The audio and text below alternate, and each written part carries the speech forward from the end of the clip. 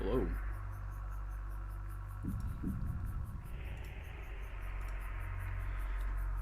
I had to go, I forgot. So I woke up and I was about to start the stream and I was like, oh shit, I forgot to. I remembered two things. So I remembered, I was like, I gotta turn my books in. Um, so I went and did that. And then like I remembered because like last night I was thinking about it. I haven't ordered them yet, but I'm going to probably here in a minute. Um, I remember that Godzilla minus one is it's the last day that it's gonna be in my local theater. So I was like, I'm gonna go see this, but it's like I don't want to go to the nine, what is it, like the 9:30 showing because it's like a 2 hour movie and I'll like get out of the theater at 11. So I'm gonna like buy the 6:30 showing. So I was thinking, I was like, well, I can't play Baldur's Gate for just like 2 or 3 hours. So I think we left off in the middle of like a boss fight, and I was like, we're gonna like do one fight and then like leave. I was like, I'm not gonna do that. So woke up, did all that, and I was like, I'm gonna just change the game. How's everybody doing? We are growing grandparents out here. I haven't gotten spoiled on like the entirety of this game, but this is a game that I watched another streamer play. I wonder if they're live right now, because they have a weird schedule, like which wakes up at like fucking 3 in the morning and like goes until like 12. Looked really interesting, and it's only like $5. Let me actually check. Hold on, let me get Luna off here. She's trying to eat my food.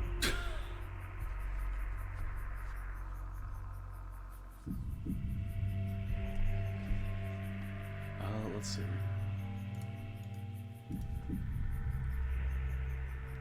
Yeah, Vesper's still alive.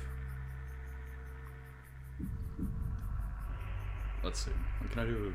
I wonder if I can do a shout out for somebody that's not in the chat. Can I do that? Like if it's just like a Twitch user? Let's see.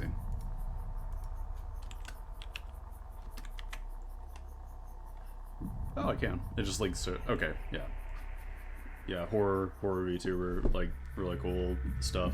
The she play like I got to see. I love seeing people's first reactions to like Silent Hill 2, and like I think that's like the category I was looking at when we were doing the run through.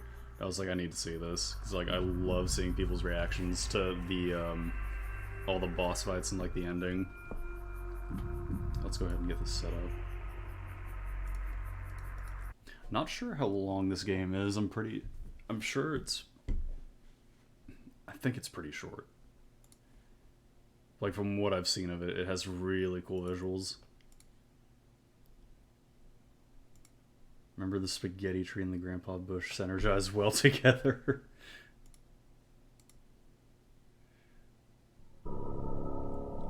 Reminds me of like... Ooh, am I gonna have to rotate myself? Reminds me the visuals a lot of like puppet combos stuff. Like not necessarily PS1, but like just that like low poly kind of thing. There we go. Is that gonna be good? I think that's good. No, you can't sit up here because you're trying to eat my food. Yeah, you are. Alright. Oh, and this is like windowed for me right now. This is like a tiny No. Can't be up here. Yeah, give me full screen. Press F4 to cycle through resolution options. Okay.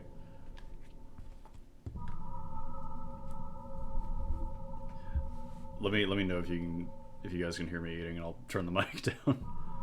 Shader intensity. Whoa. Yeah, let's go this low.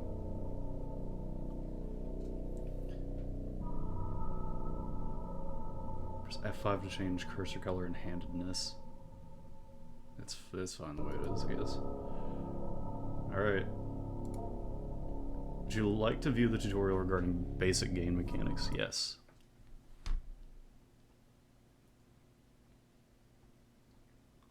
The game is designed to be played with a mouse. If it required, a view is based around clicking the mouse buttons. The right mouse button will change the cursor's image and function. Only when pointing, indicated by the extended index finger, can you, the player, interact with certain menus and prompts. Please click below the pointing mode to continue. Second cursor mode is indicated by the feature of a hand extending fingers. So it's like a point and click. This mode concerns interacting with objects around inside the world, mainly picking up and moving them to another position. To continue, please pick up the trash on the right and place it in the trash can on the left. Oh, what was that? We can be many situations in Growing My Grandpa that will require you to pick things up, place things, grab things, or give things.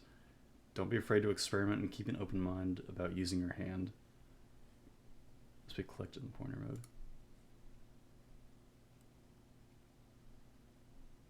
In order to expedite the cleaning process, you can use digits 1, 2, and 3 in your keyboard number row. To reposition the trash can below, try moving the can to the right of the screen. Okay.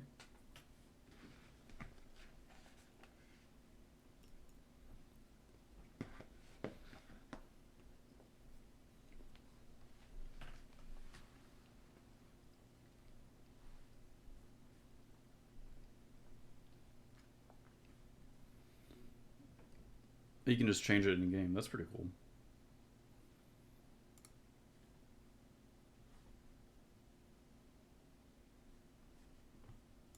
Okay. Thank you, games. Week 1. Getting handy this stream. Let's say it like that. I excused Adrienne during music class today and spoke with her about her recent string of demerits. It was our first time meeting outside our quarterly evaluations, and I believe it went well. I can certainly understand Mrs. Richardson's classroom observations concerning Adrian's emotional state. She was, of course, intensely shy when we first met. As I understand it, she is similarly withdrawn in her classroom activities and only speaks or acts when she absolutely must. Some things she simply will not do. Instead of participating in mandatory group activities, she will sit alone and accept that she will receive a demerit. Before the meeting, I read Mrs. Richardson's parent-teacher report, which allowed me to estimate some about Adrian's home life. Parents are well educated and come from a prestigious background, but they lack time to properly nurture Adrian. She is often alone, and when she is not, the parents seem to not understand the importance of worth and affirmation when dealing with someone so young. Having two parents of this reserved and icy temperament exacts an inhibition in a child. The child's imagination is subdued, but only ostensibly, for it eventually finds its way into regular life. I suppose that I would be able to reach out to Adrian by way of make-believe. Ugh. How are you liking your new house? You've told me you used to live close by, but it can still be a big adjustment. A new room, a new school. The basement, I like that. Oh no. Basement. There's a lot of cool stuff. Mom and Dad sent me down there. Mom and Dad made you go? Yeah, but there's a lot of cool stuff. Well, that's not why they sent me down there, though. Why did they send you down there? Fighting. They were fighting. Shouting. I came in to help, and they shouted at me. They said, go clean up downstairs, so I went. Sounds tough. Did they fight a lot? No, well, they, It's alright, Adrian. Maybe you can tell me more about the basement instead. It was weird at first, the stuff down there, but cool. I found something living, sort of. It's very interesting. Please tell me more. By indulging her in her fantasies and stories, I was able to glean more of an understanding of Adrian's anxiety surrounding her home and parents. Symbols of Adrian's stories seem to carry their own traumatic weight, and her exploration of the basement may very well be a vehicle for the conveyance of her anxiety. Whatever might come of our next meeting, whether she will engage in similar make-believe, I will set down her story here.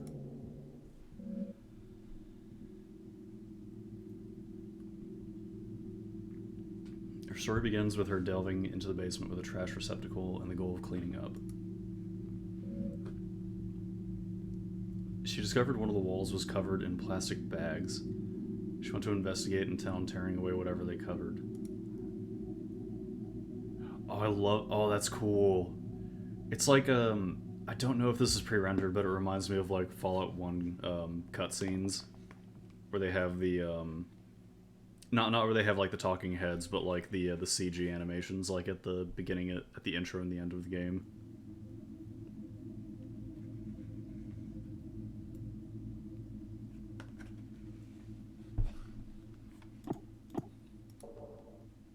Oh.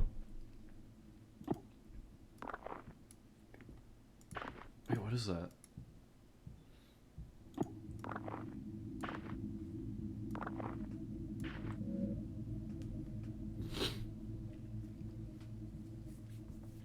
Upon removing the plastic trash bags from the wall, excuse me, she noticed their interior lining was covered in glass. Like a window, I offered. No, she said, like a mirror. Reflecting inward towards the animal they covered. I gently asked her what exactly this animal was. Here's where the material reality of the story took a turn for the explicitly fantastic and imaginary. Upon her discovery of it, at her gaze it grew, or extended, its shaggy-haired self. Hair like the fur of a dog, I offered. No, she said. Not the fur of a dog, nor the hair on her head. It grew out towards her, the animal's hair reaching out. It was hard, standing almost straight, like the hair on a brush. A bristle, I offered. Yes, she said. She was very afraid at first, but then very curious. I asked her what else was in the room. More things hidden away, she said. Things of Grandpa's as well. First, she found a hidden passage under the stairs. Inside were strange dolls, magic objects, naked, faceless figures. I heard these cryptic utterances and merely nodded. In order to keep the game of make-believe going, I only pressed for the details where I thought necessary.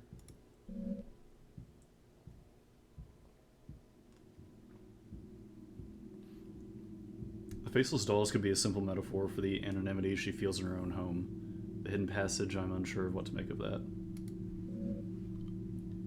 The revealing of the concealed seems to be thematic in her fantasy. The door under the stairs is but one example.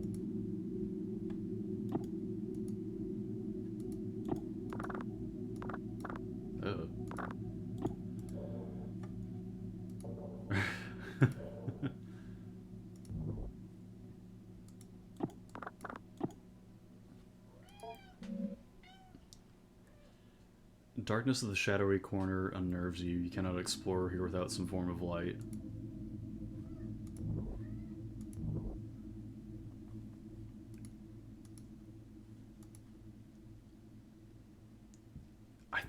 I can't tell. Yeah, I can't tell if this is like pre-rendered or not.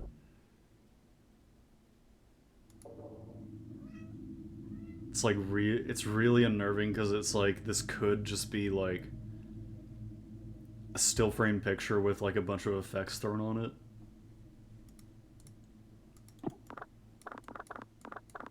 Just trying to like grab around for like anything, I guess. Nothing in the trash pile.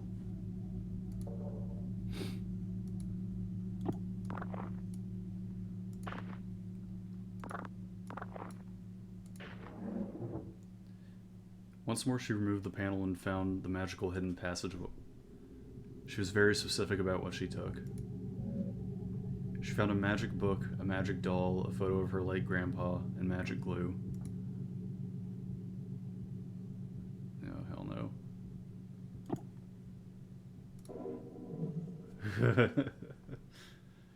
A slouching doll, its material is rough and coarse.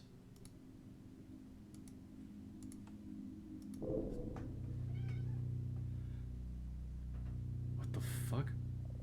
Is that?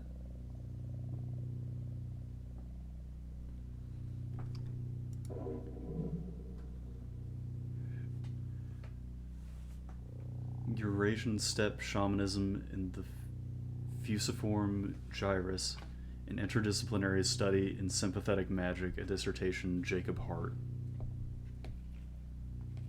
Okay.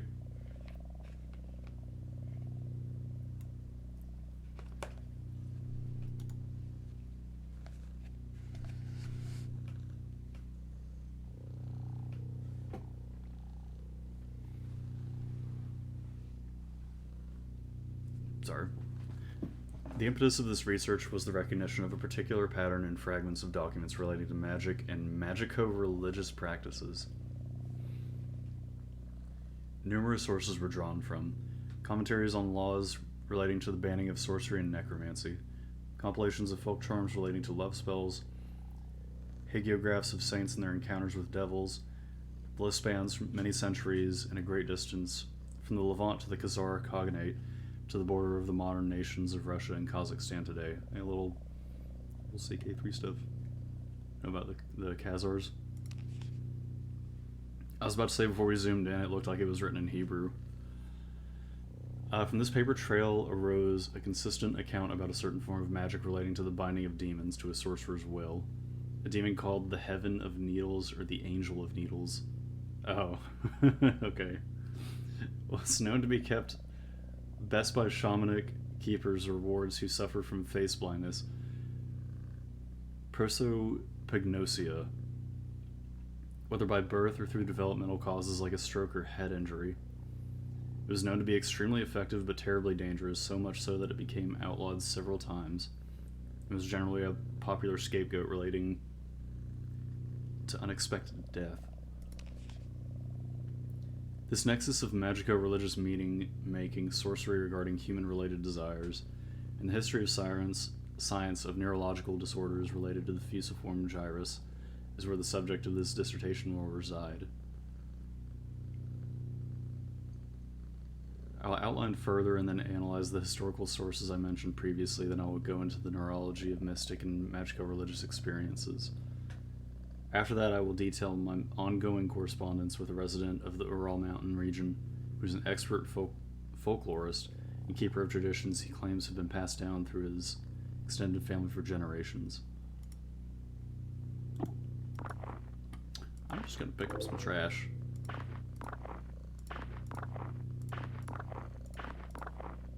Why does it sound like that? Nope. Okay.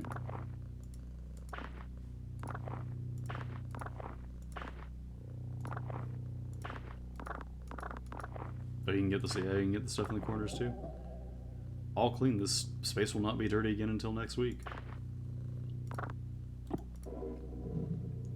All-purpose glue. A photo of your late grandfather. I don't like this photo of Granddad.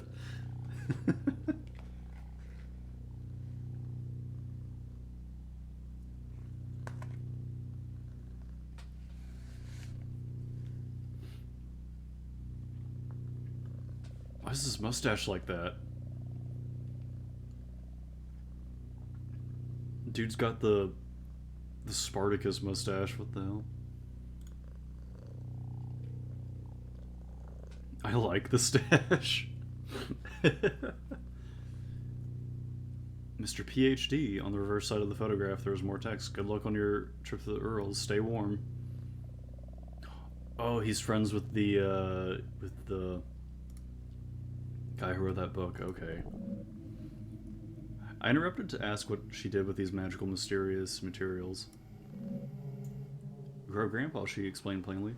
And without missing a beat, she continued on with her story. Feeling this was a potent symbol, I stopped her again to ask what she meant. Somewhat puzzled, I did not understand immediately. She explained slowly.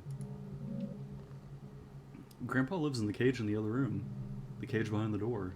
They grew people in the cage. Okay.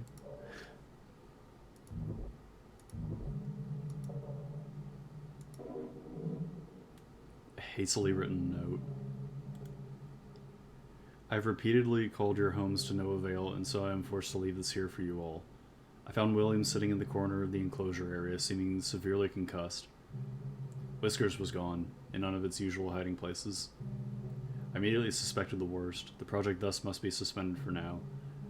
I'm leaving up the usual mirrored coverings we used to keep the anthropoidic void sealed. I've done my best to lock up everything on such short notice. It is a hasty fix, but it will require some time to find a more permanent remedy. I wish the schizo posting about the Khazars would end. What, like the involving... I haven't known any, like, in, like, fiction writing, or just, like, discussion of, like, their origins in general.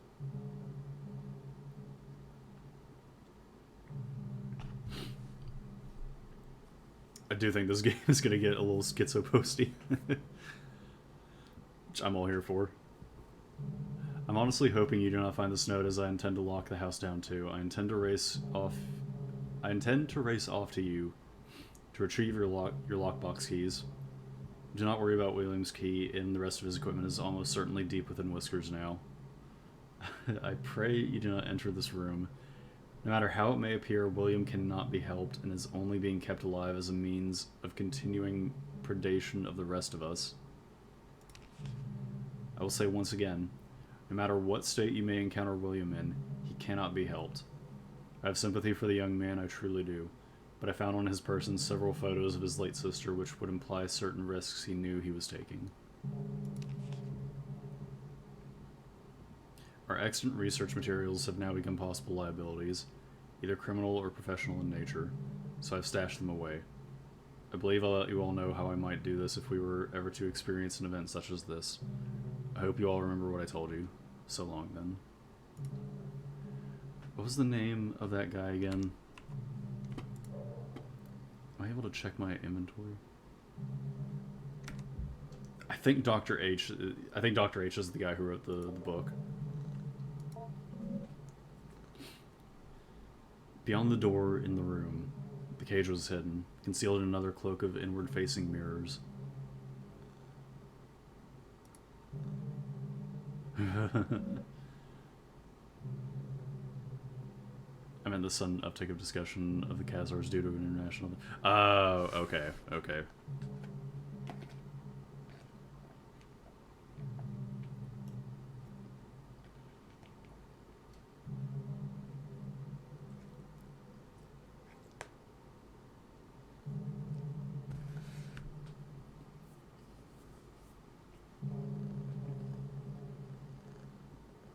Take a bite of my rice here for a second.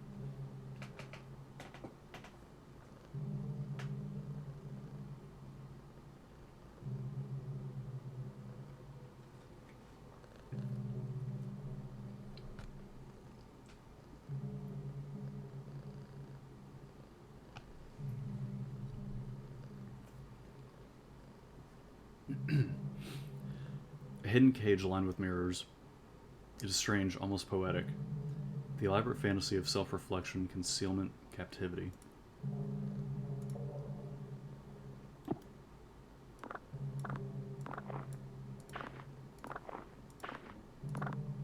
Oop.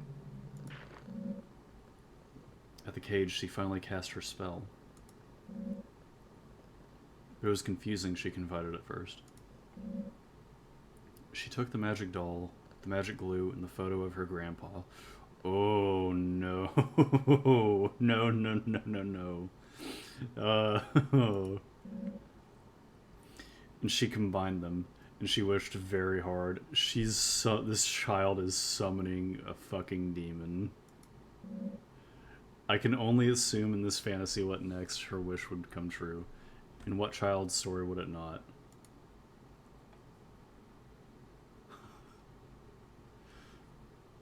Oh, I do not like that visual.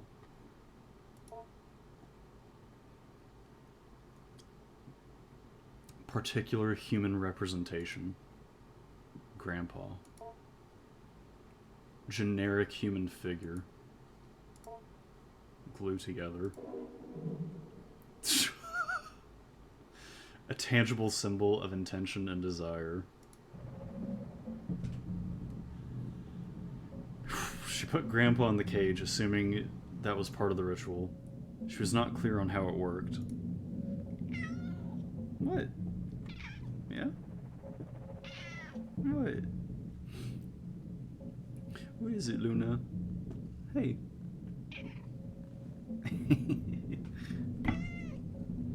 What precise instructions she could glean from her grandfather's magic book was complicated by her reading comprehension. I thought that was part of the game. Say hi? Say hello? Luna.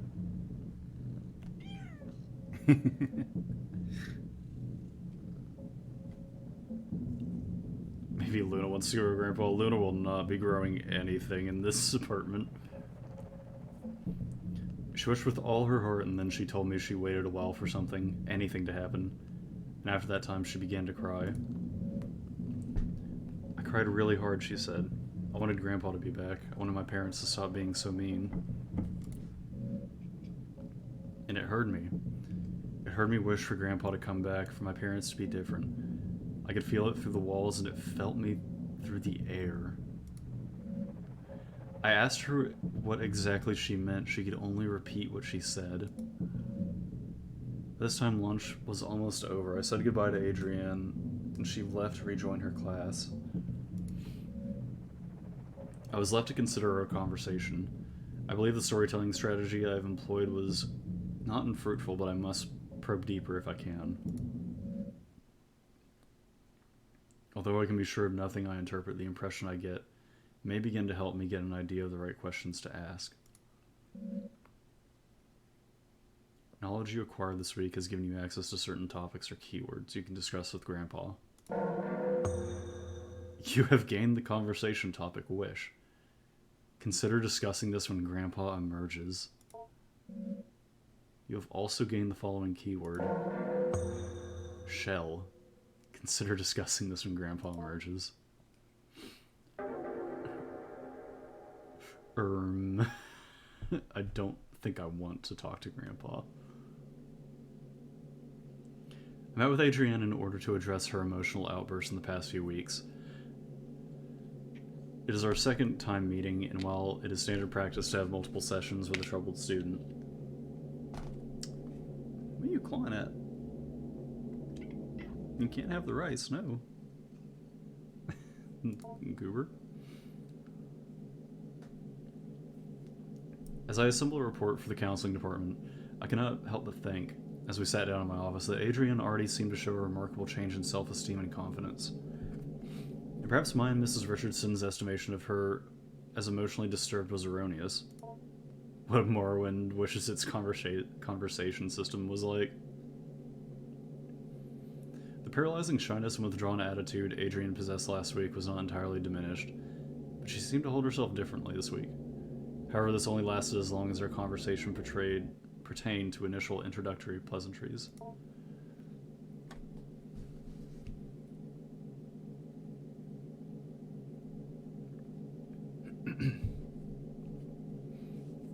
I began once again asking about her parents, her feelings regarding her new school and her new home.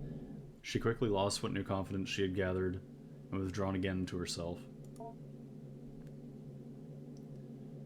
So once again, I partook in some collaborative make-believe.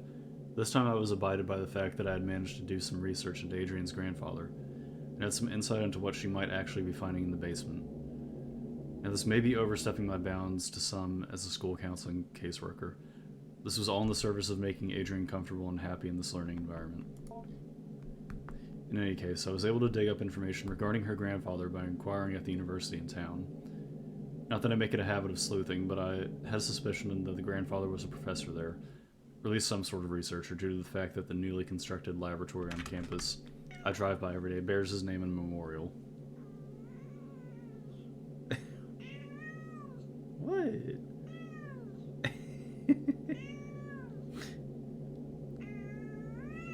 Oh, you're cranky. Alright, here you go. She's so funny when she gets mad. Because she'll play bite you. Like, she never, bites down really hard, but she, acts like she's... Yeah, you act like you're being real tough. She'll just like put her like mouth over your hand. She won't like actually bite down. She just kind of like hovers over it. Yeah. I know, you're so mean.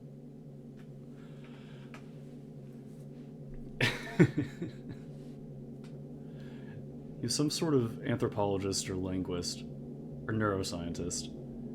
I did not have to dig that deep before the scope of his work became dizzying, and I ran up against the limits of my undergraduate education. Back to the make-believe. This is the most vocal Luna's ever been on stream.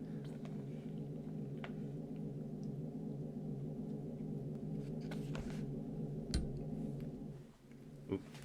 I'll be right back. I'm just gonna put my bowl away.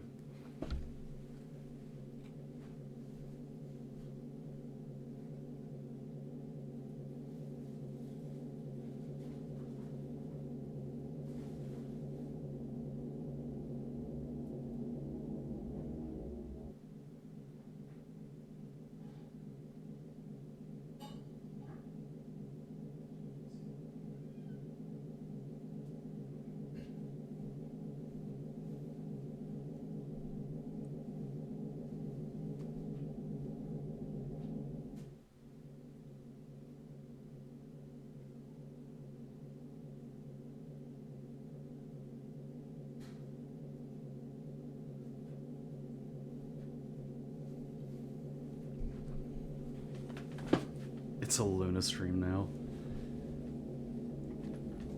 Dude, this kid is freaking me out.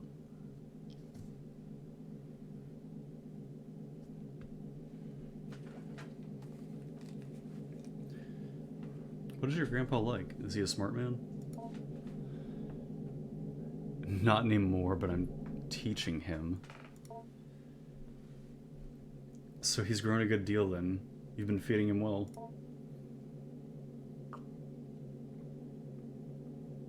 He's getting bigger, but he has a lot of room in his cage. He's still behind the bars? Yeah, well, he might be able to climb out eventually. There's this vent in the ceiling. Well, perhaps if he climbs out, I can meet him someday. I don't think we want to meet Grandpa. Yeah, maybe. But he's not ready to have... He can't take care of himself. I have to feed him, pick up after him. Oh, you stored the found you food in your lunchbox? That's nice for you. That's nice of you to share. He can almost talk. Hi. Yeah? What? What's up? You're so talkative today. Yeah. You're so talkative today. What's up? Come here.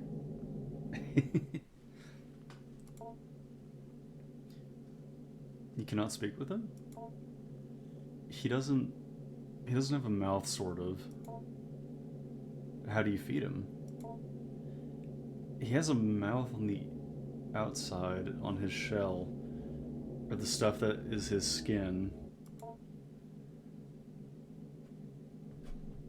A little confused.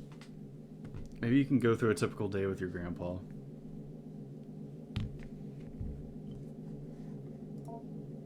Okay. I asked her to explain how exactly she goes about growing her grandpa, and Adrian began another tale. Name drop. Name drop. We got it. According to Adrian, in the week that he had passed, much had changed in the basement.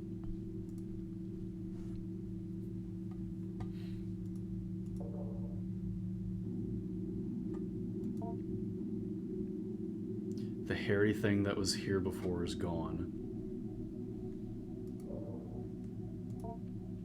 You should go see Grandpa first. I know.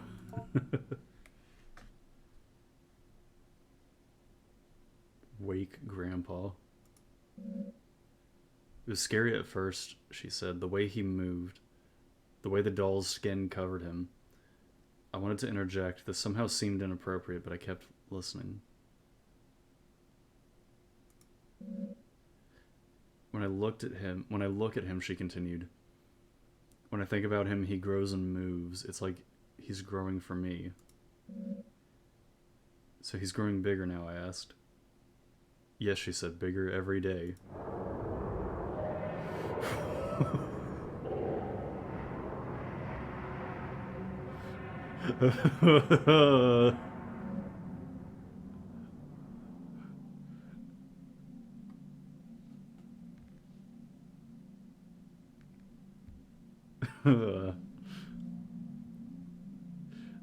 This begins the actual growing part of growing your grandpa. Beneath the doll's burlap skin, the follicles knit together of what resembles a proper person, your grandpa.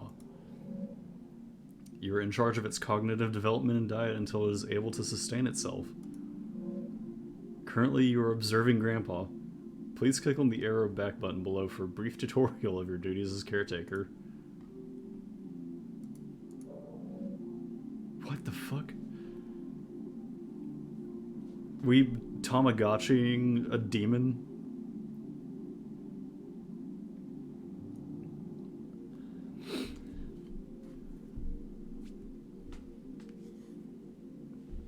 Here we can see a variety of options regarding growing your grandpa. Highlighted in red are objectives related to feeding and teaching grandpa. Important messages regarding grandpa's recent activity will also appear here.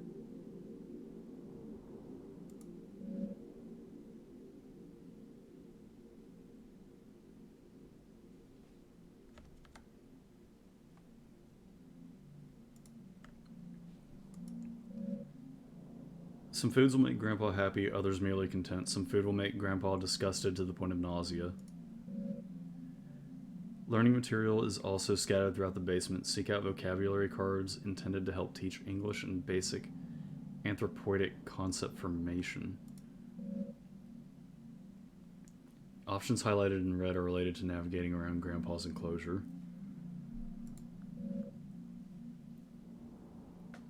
The Go to Grandpa option will let you perform all actions directly related to grandpa. Accessing the study corner will let you go to any documents you pick up as the weeks go by. It's a good idea to learn about the work of the people who last occupied this space. Accessing the kitchen corner will let you search for food in the old refrigerator and prepare food for grandpa if need be. Replay this tutorial. Oh. Okay, you can only have one save file at a time. So if you have save data, you'll be asked okay if it is to overwrite it. Take you back to the main menu. Okay.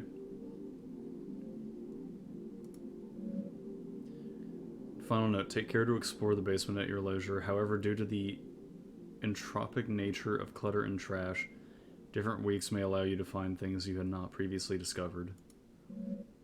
Good luck. Feed grandpa, acceptable foods eaten. Seek out things to feed grandpa, teach grandpa. Explore the basement. Let's go ahead and save.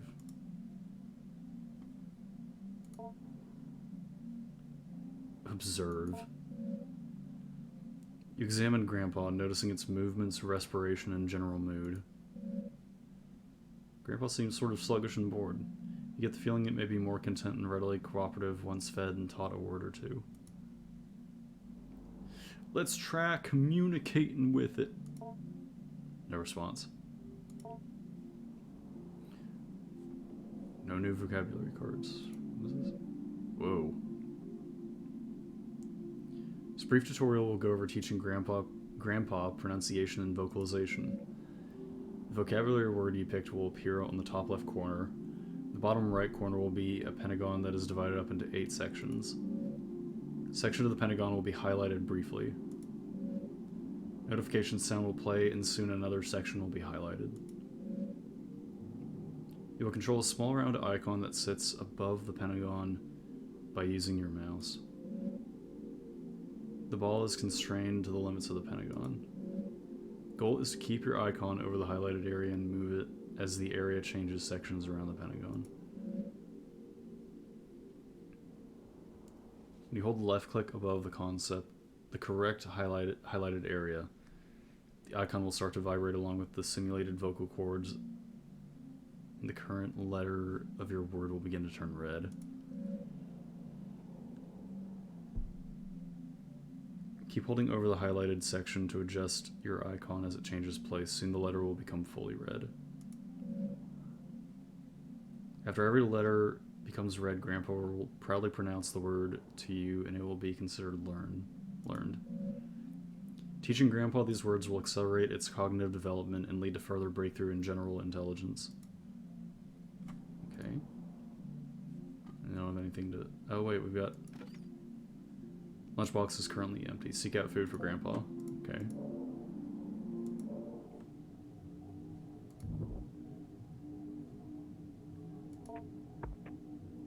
Trash. Ugh. The basement's just like generating trash like every week.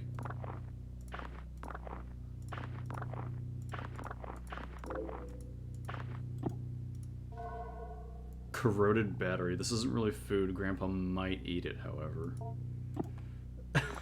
Okay. Battery acid. Delicious. Linguistics module. Hello.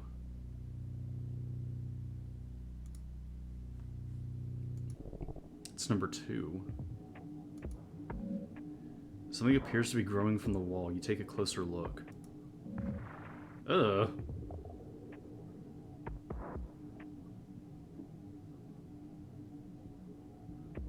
Pulsating sac, the slimy membrane that is its skin seems to contain something. It might be able to be opened with a blade.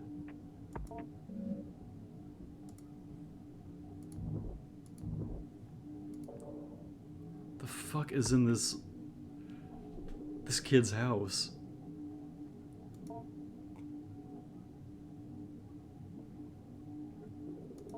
Slouching under the weight of rotten refuse.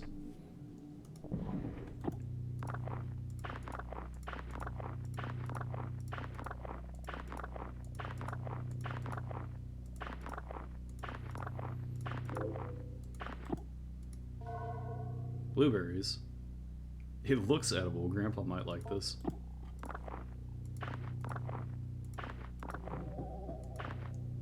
Space will not be dirty again until next week. What the fuck?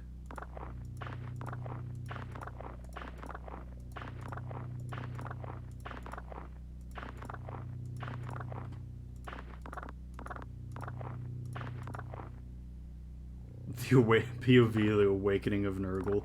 Dude, we're like summoning like a greater pox demon.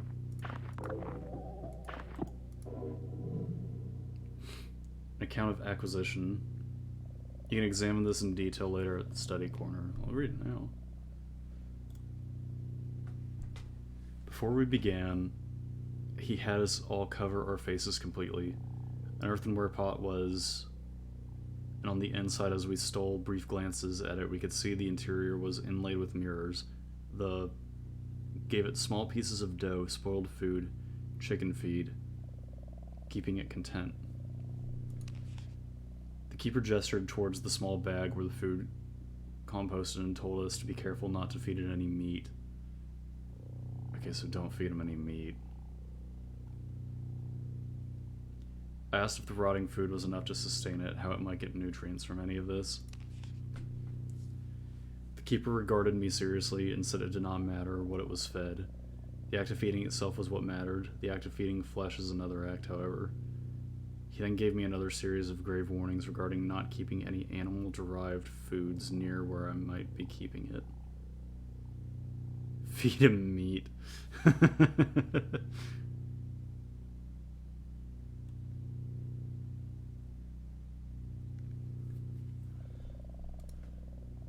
Okay. Safety 1951. Let me in.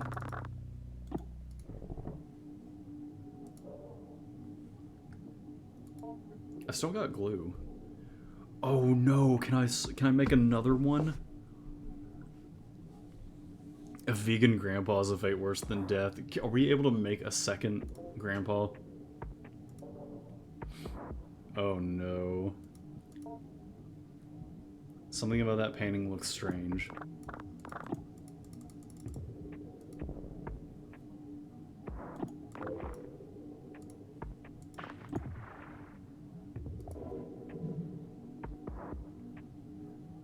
Folder full of radiographic images.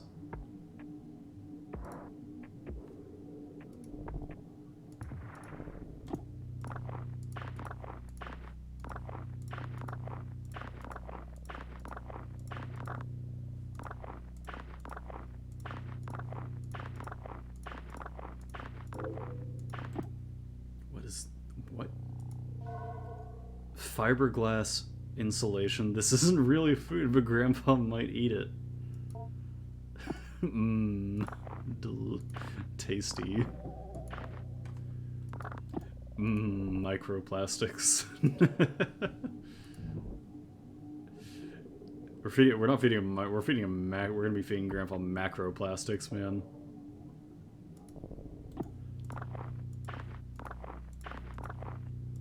Fully sustained. Oh no. This might be useful in the construction of magic symbols. There's the generic human representation. God help us if we find another picture.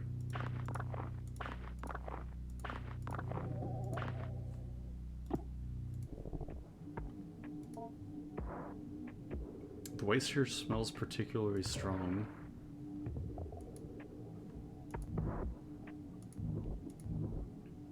Okay, so we've got some food.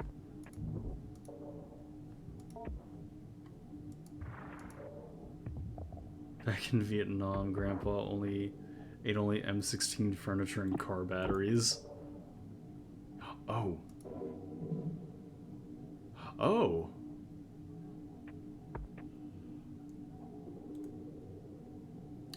The sample's exposure to some of our neuronal activity is unavoidable. However, the speed at which its desirous yield is produced can be dampened by several precautions regarding libidinal and emotional urges.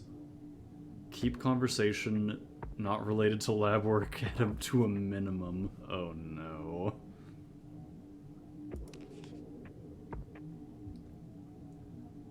If you begin to suspect you are developing attachments to your colleagues, contact me as soon as possible. Oh, there's more. 1. For the sake of university policy and the health of any future career you hope to have, you will abide by the non-disclosure contract you have signed. You will not tell the university about the demon summoning. This is very SCP. Like old school SCP. Do not break the anthropoidic vacuum without my prior consultation and approval. 3. Any anthropoidic forms brought into the enclosure area must not be left unattended when not in dormancy. The sample will attempt to take anthropoid shells. Please see shell notes for more on that.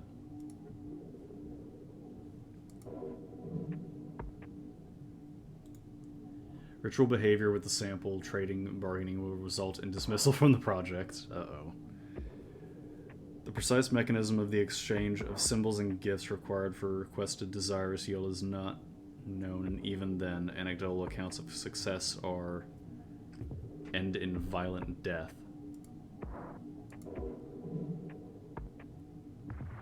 Oh. Regarding growth cycles, every time Whiskers regenerates and leaves dormancy, it is to be logged as a new propagation. The sample's bodily existence cannot be, i.e., a part cannot be cut from the whole, so there can only be one living propagation. Propagations are to be terminated after 5 weeks. Not like the new SCP with 50 Supermen stopping the testicular torsion, man.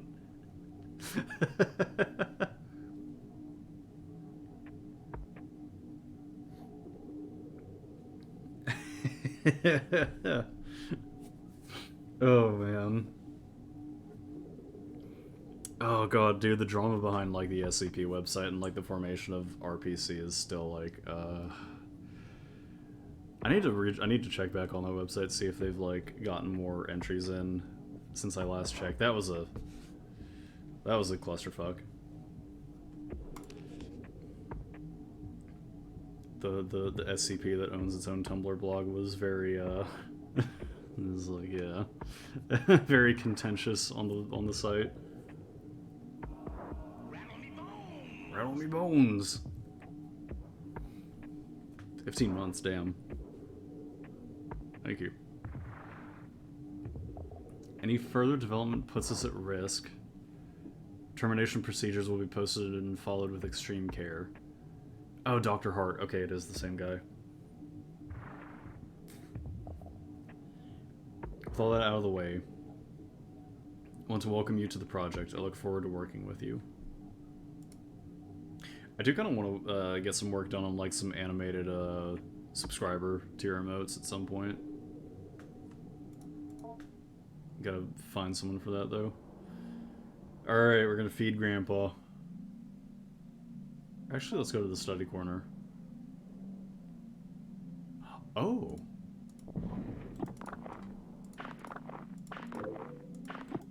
Oh no. Oh. I thought that was sausage links. They're cashews. Jesus Christ. I was like, oh no, here we go.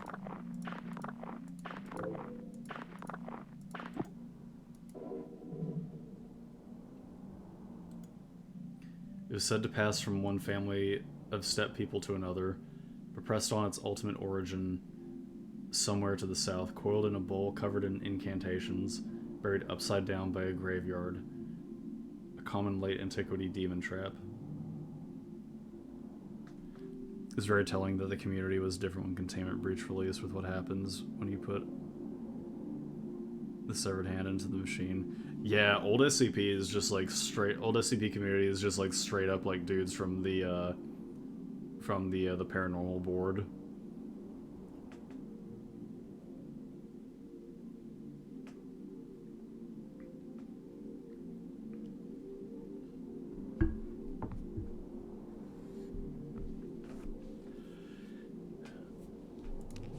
The keeper, an elderly man in failing health, was ready to expound on about the dangers of the organism. When I asked more pointed questions about the history of its acquisition, I was given curt responses that had a way of circling back to vague warnings.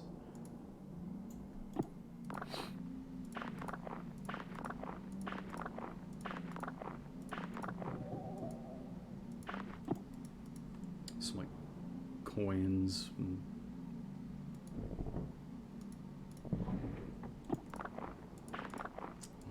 it's just like, I don't even know, like, it's just generic, like, gunk trash. It's like, maybe paper? We're just, like, straight picking it up with our hands.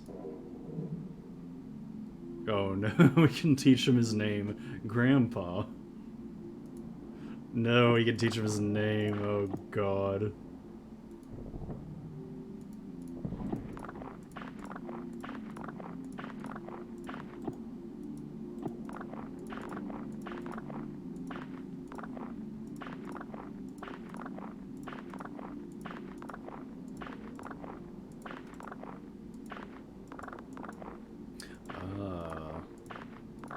Secret compartment.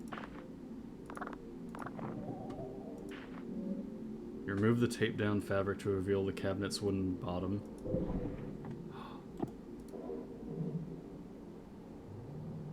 A note regarding cleanup procedures.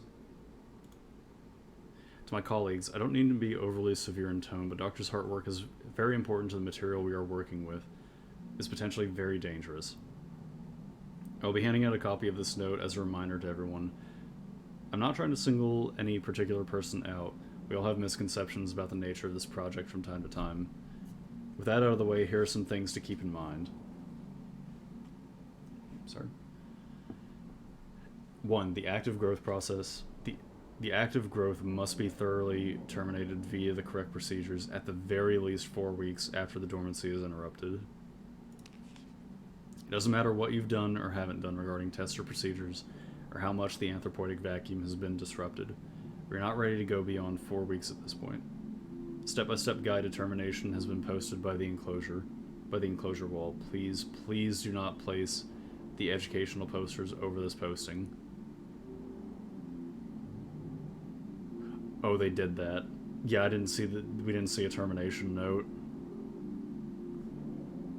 2. Do not disrupt the anthropoidic vacuum without Dr. Hart's prior consultation and approval. In case of any emergency where the vacuum is disrupted, put on your equipment and begin the lockdown procedure. Make an extensive note of when and how the breach occurred. 3. If you find the habitat empty, page Dr. Hart immediately, but do not attempt to speak with anyone else. This thing can get very smart. I'm sure you're all well aware from the stories we heard on the acquisition trip. The greatest caution should be used when dealing with a potential aggressive mimicry scenario. Please seek me out if you have any more questions, William. You've gained the conversation topic, biohazard bin.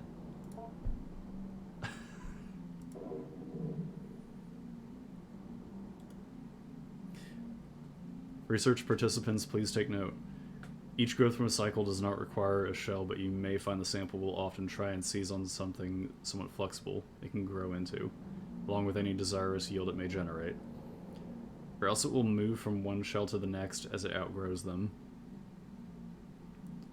In the small amount of time I have spent with it in preparation, I've noticed it tends towards human forms, however.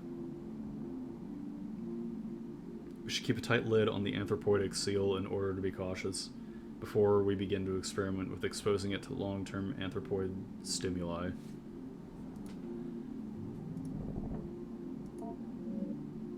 You slip the radiographic image you found onto the machine's display.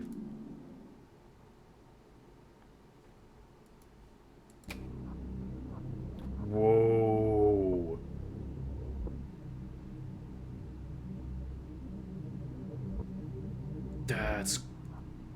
That's so cool. Propagation number 21, day 19 after dormancy. Anthropoidic vacuum broken, yes. Termination at 21 days.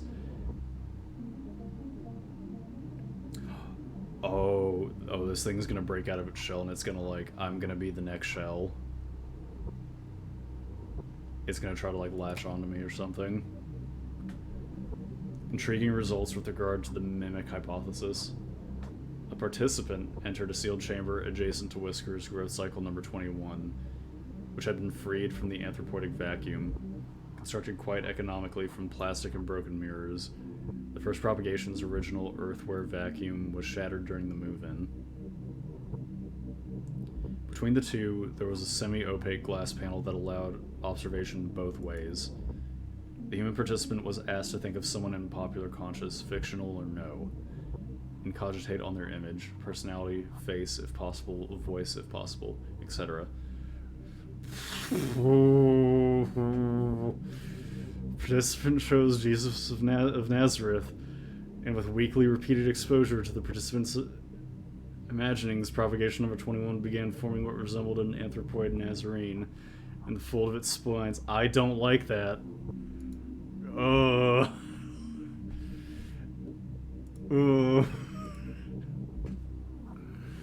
Previous human-oriented tests have always bore out a result that Whiskers would form an anthropoid team member, be it me or Dr. Hart or Gerald, and we assumed it was merely mimicking one of us. Dr. Hart has always contended that the desirous yield or the anthropoid reproduction Whiskers creates when in contact with human beings has always been based on the conception in relation to the person through someone else. With this framework, desirous yield is not actually a replica of a person, or if it is only a replica of the fiction of a person generated in the mind of another. This desirous yield was not Jesus Christ, but the participant's image of Jesus assembled from their religious upbringing, religious artwork, depictions in popular culture, etc. This radiograph was taken right before the destruction of the growth cycle, while Whiskers was rendered unconscious via fumigation. Okay, so that's the thing that grew itself into looking like a person. It seems like With every successive propagation, the stem cells in the organism work a little faster. But I'm not paranoid. It's technically deathless, yes, but we're burning up whatever knowledge it's gained when we incinerate it. I don't believe in magic just yet. That is terrifying.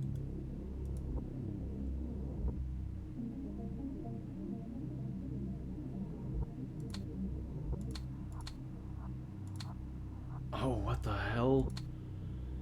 Propagation number 5, day 10 after dormancy. Nth vacuum broken, no termination, 12 days. This radiograph was taken at or around growth cycle number 4.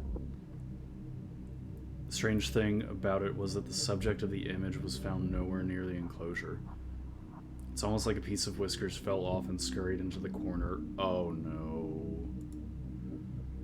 We're gonna have tiny grandpas running around the basement and he's gonna kill me. I feel like we've learned a lot since then, but at the time, I remember speaking about the morphology being weird, not really even resembling any extant zoomorphic structure, besides maybe a cuttlefish. Then I happened to open the thing up. We're gonna need a fucking flamethrower in here, dude. We need to kill this thing. Inside were all these little dead amoeba-like things. Oh, is that the thing? Is that the bulbous growth in the corner?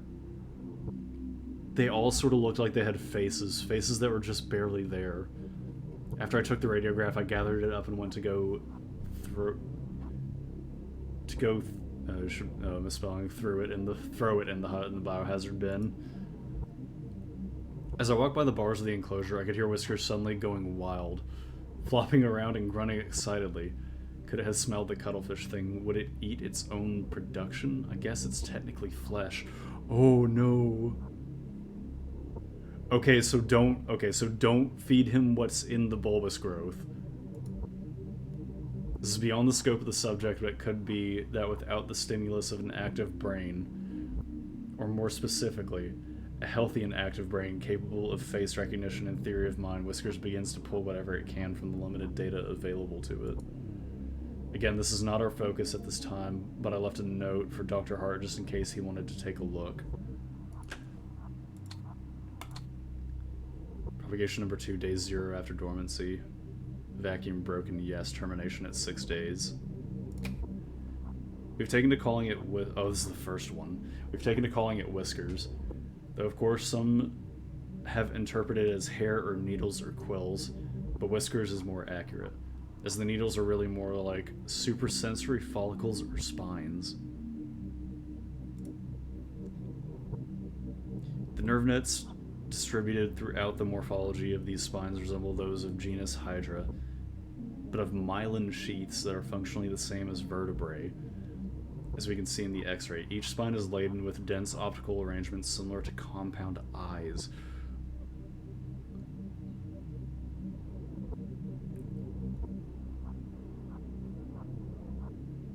That's so weird. The Hydra connection is assuredly worth investigating with regard to the organism's capacity for regeneration and anecdotal deathlessness. It certain is a robust enough creature to inspire marvel that is not untinged with fear. 14. Exposure to mammalian forms, part of a series of zoomorphic influences, led to further understanding of the propagation's ability to simulate the somatic stem cells that constitute fully developed animals. Alright, simulate in the previous statement because examining out the tissues of each propagation leads me to believe its amazing capacity for accelerated growth of vastly different forms comes from its cell-level mutability. And yet at no time does its function as the thing it becomes except in the sense that it mimics it.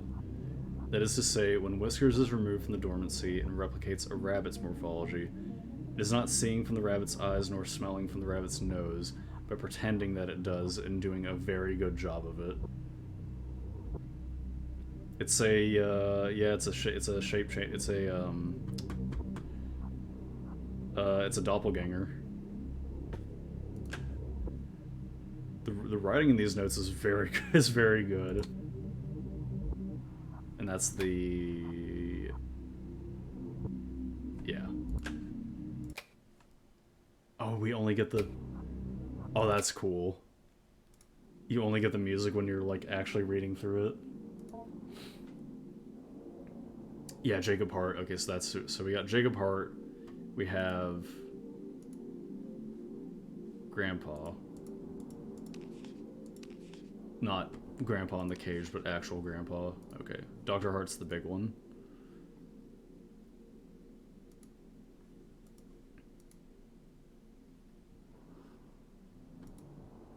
Severe note.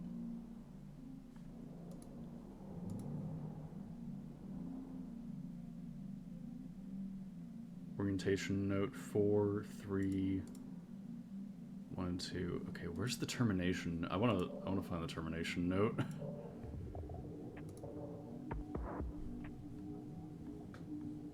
Termination note's gone. Okay. Let's save the game. Go to kitchen corner. Upper fridge. Lettuce. Looks edible. Grandpa might like this.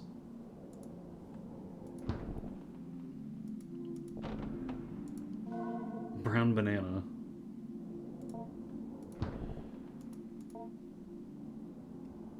Soft fruit or vegetable, unappealing item. Okay, all right, guys. What are we cooking? What are we cooking? Banana with battery acid sauce, or banana fiberglass burrito. What are we feeling like? Fiberglass. Fiberglass. All right. Oh, we have to conceal it. Oh. What? Are we like putting the fiberglass in the banana?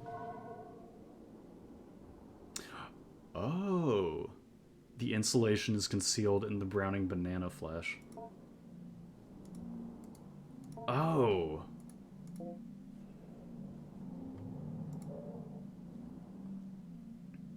Alright, let's talk to Grandpa. Would you like to view the tutorial before you start? You will not be prompted again.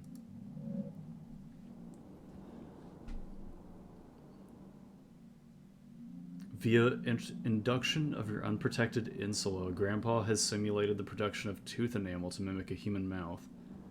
It will need to be fed through this in order to properly learn and grow. First, you will need to select an item from the lunchbox. Click on the lunchbox in the bottom right corner. The contents of the lunchbox will be displayed. These remind me... this little screen reminds me of, like, those, like how you see in, like, old, like, 1940s and 50s, like, military and, like, science presentations where they have like little like not like yeah like little like slides like this kind of like drawing. I don't know like why that makes me think of that. Select an item from the lunchbox. Doing so will fill your hand with this item. Notice that the food can be put back into the lunchbox. Before Grandpa can be fed, it must judge the food by smell. Hover your hand above Grandpa's olfactory bulbs. If Grandpa is pleased, it will allow you to feed it. Most foods Grandpa will accept, however, getting Grandpa to consume other things requires some culinary deception. When Grandpa is willing to be fed, hover your hand over its mouth and click. Grandpa will then consume the food. Good luck on feeding Grandpa.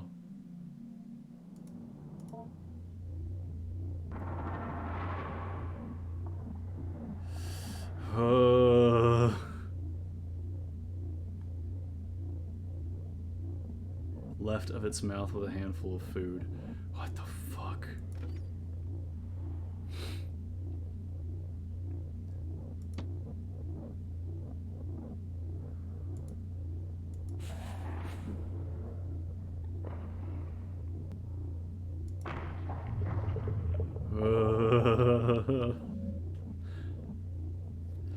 Although quickly consumed, the meal seems to be causing some indigestion.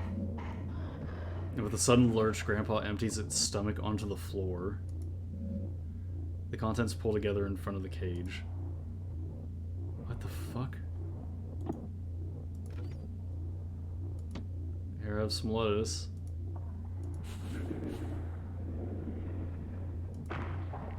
It will sate its hunger, but that is all. The meal appears to have been sufficient. Some dusty cashews. Is indifferent to the smell, but will accept this food.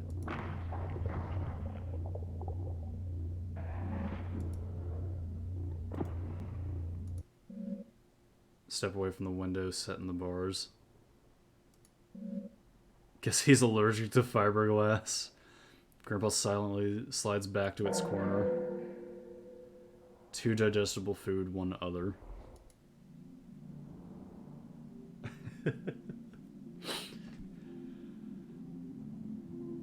Safe to say he hates bananas.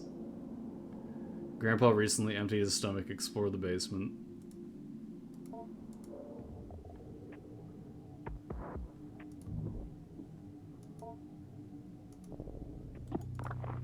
Oh my god, the trash pile's back. Is that what the trash is from? Is it like all the shit he's been eating?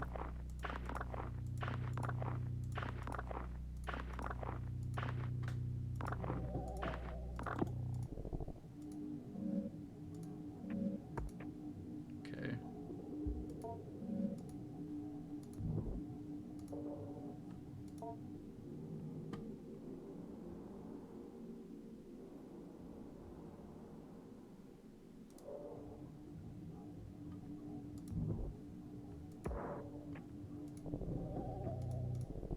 Okay.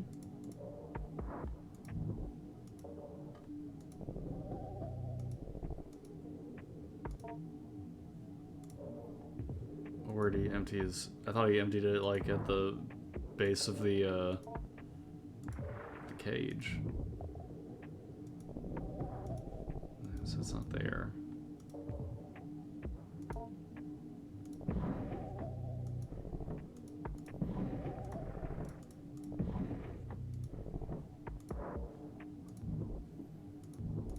Maybe we go, like, up to his cage? Okay. Oh, it's like sitting in the chair now. That's so weird. You examine Grandpa, noting its movements, respiration, and general mood. Grandpa seems sort of sluggish and bored. You get the feeling it may be more content and really cooperative once fed and taught a word or two. The key! Still somewhat wet.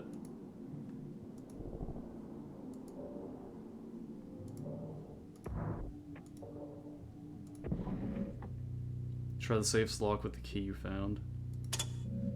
And it pops open. Oh no. A photo of your mother as a young woman. The recognition of this face kicks off a cascade of emotion and meaning deep within your psyche.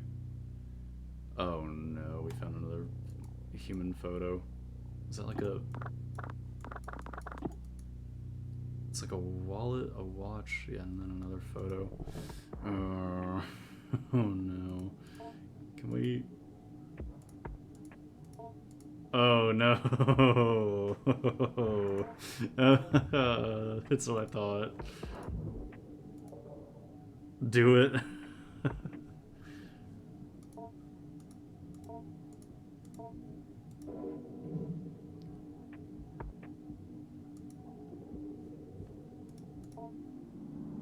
Given the context, that is a very distressing image. Offer mother dole? I don't think I'll do that just yet. Let's teach him. Let's teach him his name.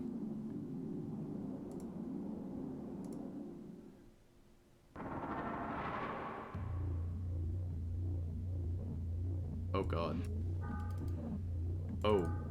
Hold down the right mouse button if you wish to end this lesson early.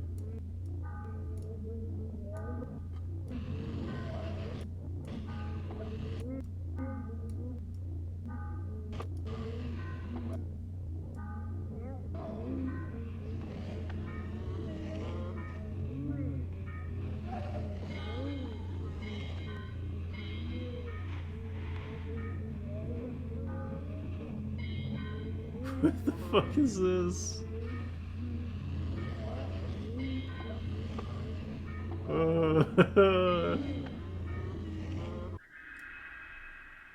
Deep within Grandpa's strange membranes, phonate confidently. Oh god.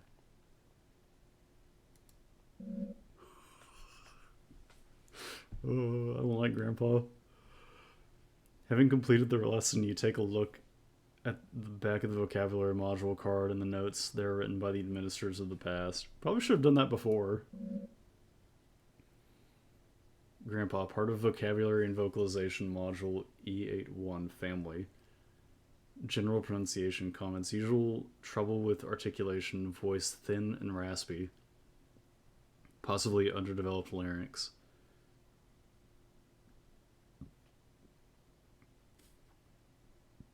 We have done several sessions of what we are calling familial relation simulation. I and a co-researcher sit in chairs opposite the enclosure. We are wearing the usual masks.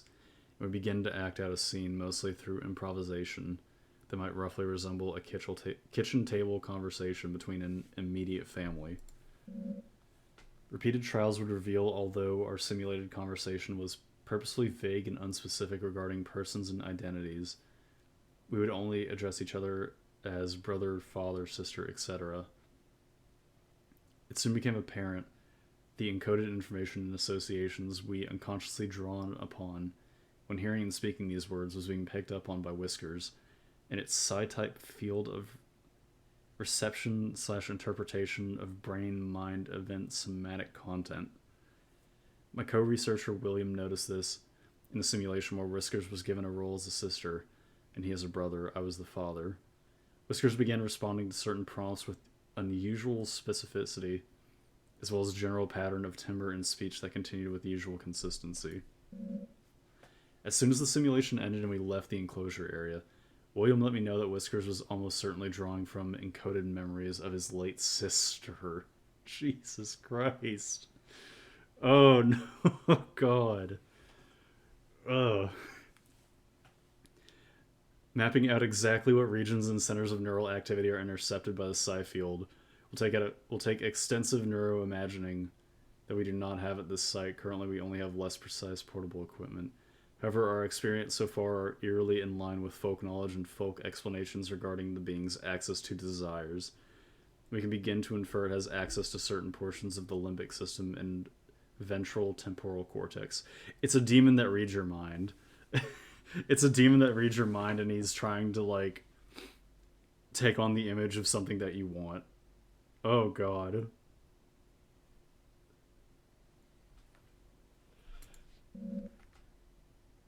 I don't like Grandpa.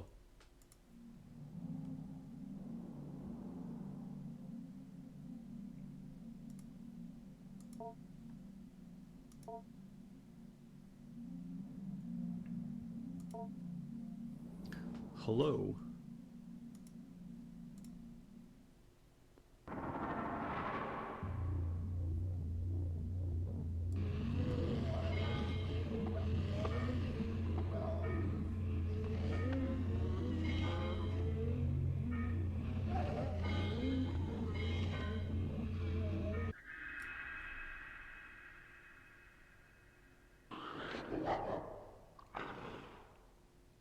That was nowhere close. That was nowhere close, dude. Part of Module A2 Conversational Basics. Pronunciation comments, sloppy articulation.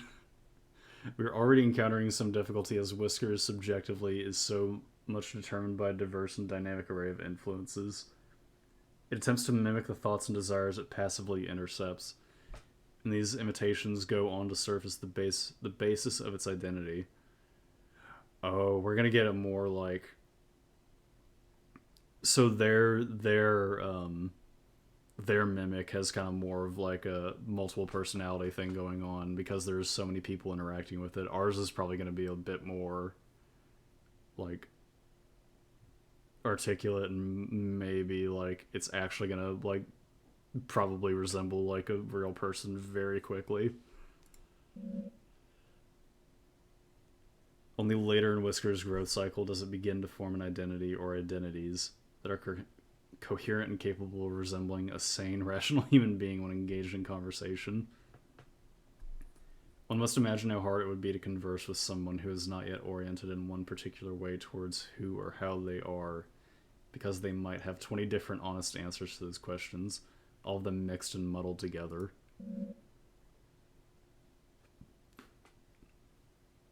Because of this, we have started with the basics of conversation, greetings, partings, identifying one another, forming questions, etc. It is fortunate Whisker's current growth, number 19 I believe, has developed a mostly accurate human mouth simulation.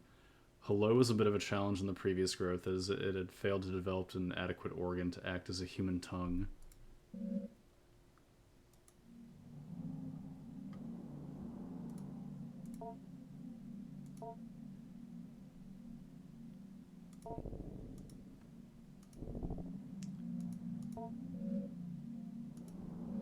Grandpa appears content and ready to cooperate. Cooperate with what? Attempt to communicate. It approaches the bars and begins to unknit its skin? The inner grandpa, though still not fully formed, is revealed. It may be fruitful to speak with it if it can respond. Let's try communicating with it. Ugh. Oh god, it's the doll! Oh! Oh no! Oh! Oh no, this is bad, oh god. Oh, kill it. I don't like the inner grandpa, kill it. What the fuck?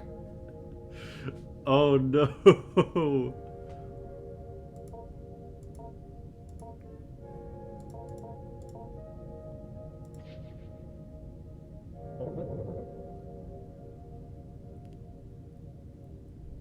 Yeah.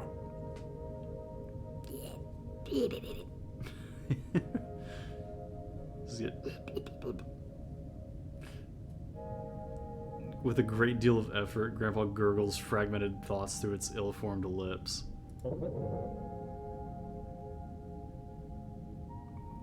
Mother, real father, new lives out of the air. Dark spiny filaments that make up the majority of Grandpa's body begin to oscillate rapidly. This is how Zach Hadel was born. The air behind your eyes, I can taste it.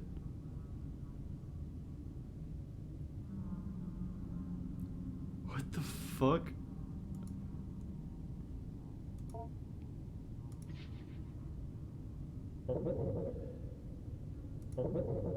Skin, my body. All human skin around me. Give more. Grow more to fit.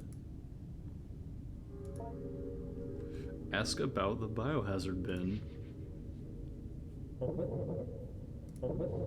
However, it fails to produce more than a wet and frustrated sputtering noise. I don't know why you guys are so creeped out. Grandpa seems like a pretty cool dude to me. It's just your grandpa. He's a regular human being, just like you and me. Grandpa silently ascends back into its shell.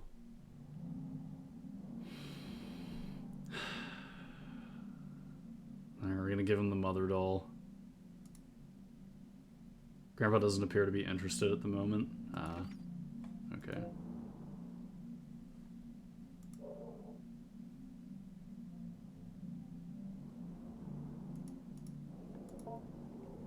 Alright, we're gonna do one more lap around the basement, then we'll end the week, I guess. Or can we use the key to cut open the bulbous growth? No, okay.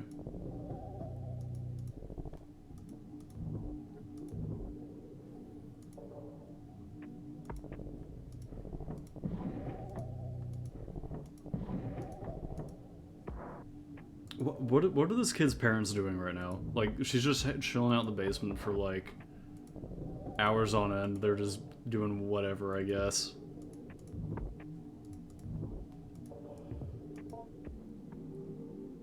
Oh god, what if they come down here and find Grandpa?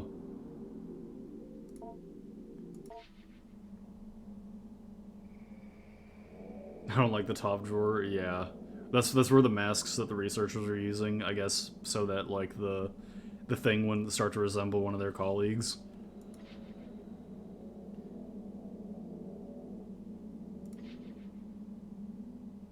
Oh, we found a lot of stuff. New conversation topic. Language.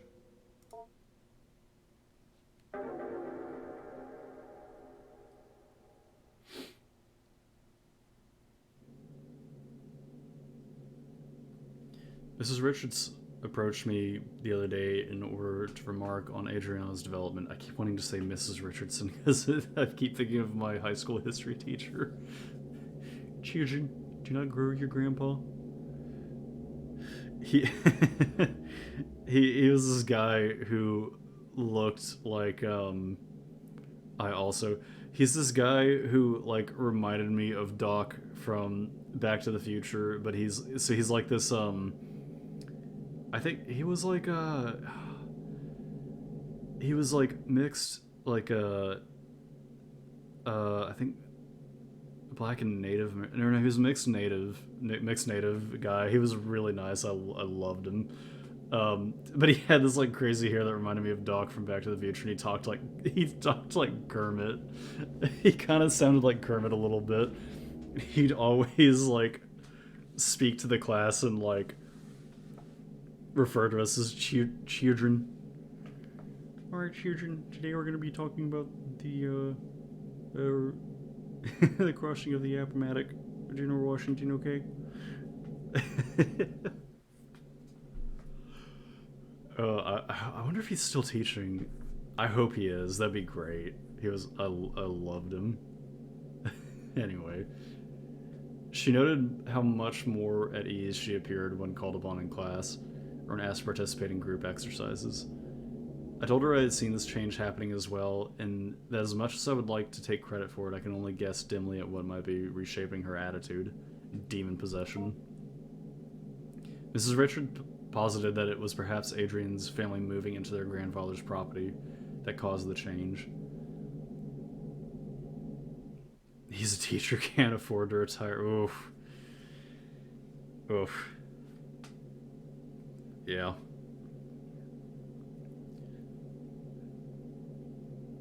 It apparently is out in the country in a wooded area full of wide open spaces and far from the bustle and noise of the city. Yeah, of course that's where you're gonna have like the secret laboratory. The grandfather. Oh no, Grandpa and Jacob Hart are the same person. Oh no. Oh, I thought there were two different. Oh, that's even. Oh, that's bad.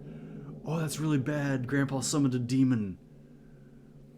He had jointly purchased the land with the university and was employed with and began constructing what he was intending to be a satellite campus for a burgeoning psychological anthropology program he had a hand in establishing. Grandpa, no. Grandpa, no. You can't summon Satan. Only one building ever ended up being constructed after Dr. Hart died in a car accident when driving back from the property one day. Eerily at almost the exact same time, a grad student who was assisting Dr. Hart on some sort of project at the property vanished without a trace. The property sat in disuse for years, as it was tied up in legal battles between Dr. Hart's next of kin, the university, the vanished grad student's family, and the other students Dr. Hart was working with. Eventually, the case was settled out of court. Only recently did the property fall into the possession of Adrian's mother. So what if Grandpa summoned a demon? We all make some mistakes. Your Honor, my defendant pleads oopsie daisy. Your Honor, shut the fuck up. You weren't even there.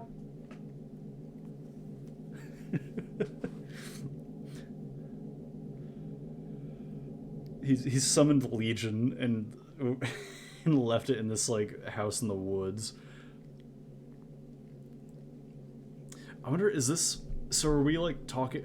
have we been, like, feeding Whiskers? Like, is this just, like, a separate growth from him? Because I don't think we found any documents that said they, like... They've been, like, destroying the separate growths, but, like, the original host, or whatever you want to call it, is, like...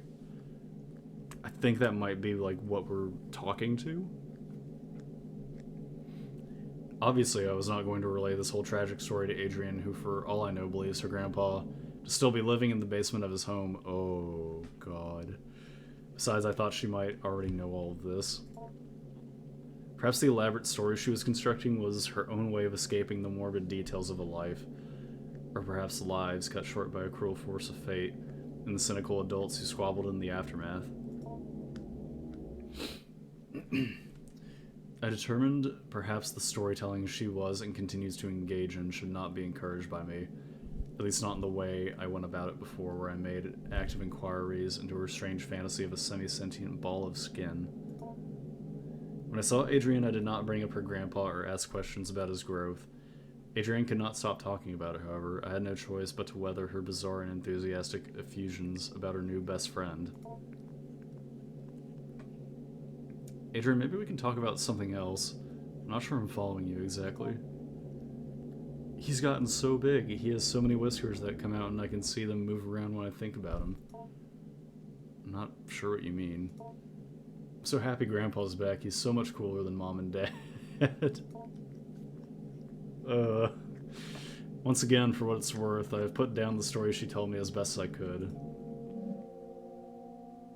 Adrian once again told me about growing her grandpa.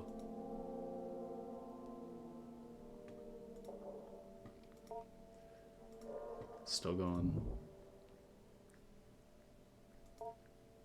Trash. Trash! Oh, Luna's. Oh, whoops. Luna's on the left-hand side of the screen now. It's a kiwi. Not the animal. Or the person.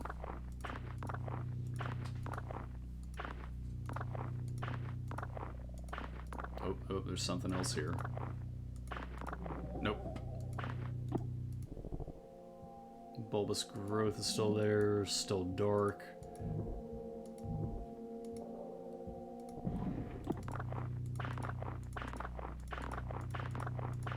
How does all this new stuff keep getting here?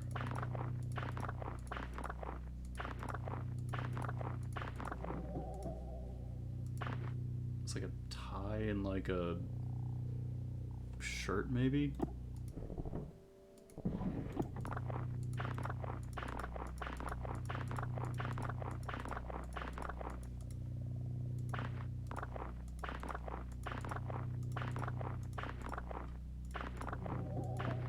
All clean. Phew, okay.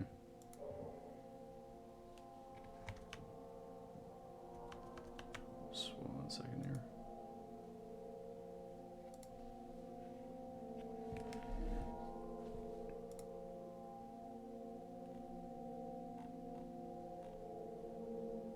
Okay.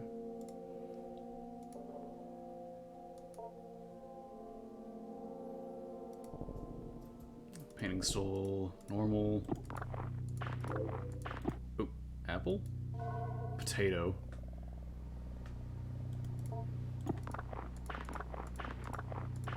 Close enough.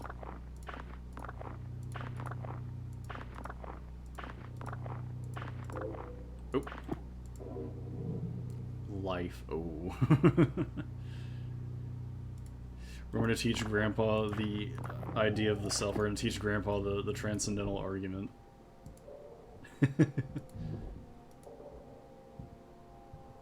Grandpa, how do you know that you're real?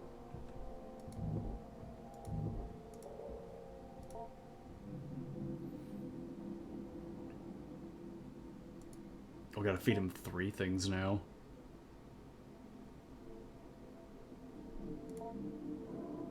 Go to the kitchen corner. Oh yeah, put the battery in the potato. Delicious.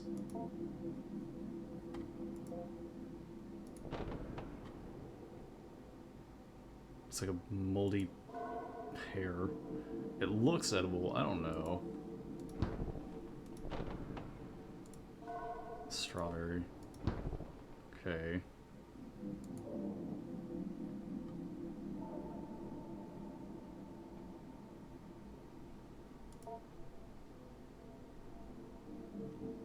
Oh, that's new. Educational posters.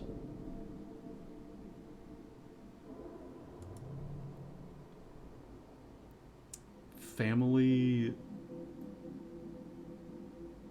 Is it togetherness? Oh!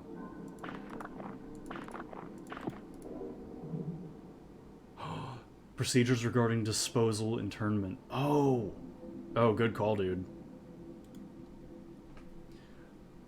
The researcher will seal off the enclosure bars, ensuring minimal gas leakage during the later fumigation process, then retrieve the burn barrel and place it near the enclosure. 2. Allow at least 48 hours of time where the current growth cycle experiences no human-related stimuli. Do not enter the enclosure area nor any part of the basement. Ideally, you will not be on the grounds at all. 3. After 48 hours, 2 researchers will enter the basement wearing their assigned mirror mask. Oh, that's what the masks were. Okay, yeah, so it's like it's to make sure that it doesn't like start taking on a human face from like any of the researchers. That's what they're for. Empowered air purifying respirator. The researchers will use the vent system to fumigate the enclosure area. Wait 30 minutes and then use the fan system to ventilate the enclosure. Keep the fans running during steps 3 and 4. Re-enter the enclosure area wearing your assigned mirror masks and aprons. The organism may or may not be in complete dormancy. If it is not in full dormancy, be assured that its capacity to act against you will be greatly diminished. With your assigned power drills, quickly remove any enclosure bars needed to access the organism. Put them aside for later reinstallation. 5. Put the organism into the burn barrel. Incinerate the organism thoroughly. Wait for any smoke to be properly cleared by the fan system. Okay, so this thing is Whiskers because it remembers being put in the burn barrel. Turn off the fans. One researcher will retrieve the nucleus from the ash and place it in the mirror box. The other researcher will sift through the ash and place any other substantial remains in the biohazard bin in the room outside of the enclosure area. Oh, okay, no. So, okay, yeah. This thing is Grandpa's one of the other growths that came off of Whiskers. And he's just kind of like grown into its own thing. The bin is locked for safety purposes. The code is 323245. The researchers will fill out a termination form and leave it for Dr. Hart. Oh, there's got to be like a good and bad ending to where like you kill this thing or you don't. Because like you can definitely miss this.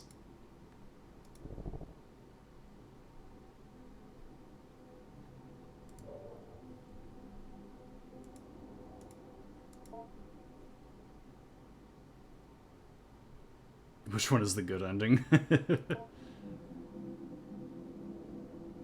He's starting to grow out a little bit more. He's not, I don't see like any of the burlap. Grandpa's gums are bleeding slightly and its skin seems overly dry. It may need a food packed with vitamin C. A kiwi fruit would be an excellent remedy.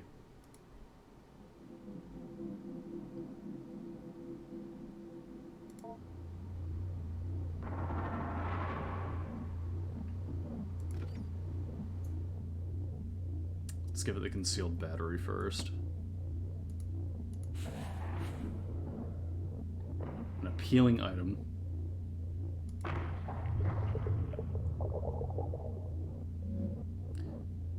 Meal seems to be causing some indigestion.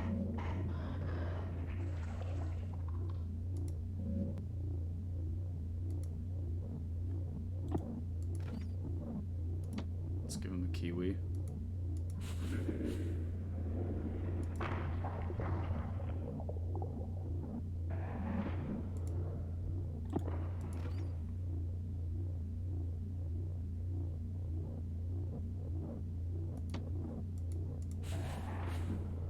finds this palatable.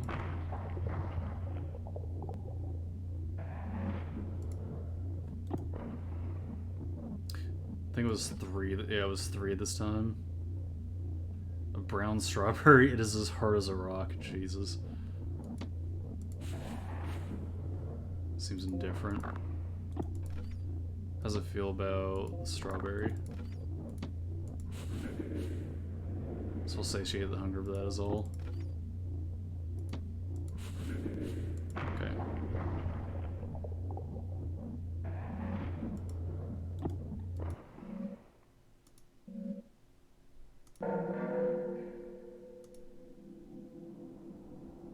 Okay.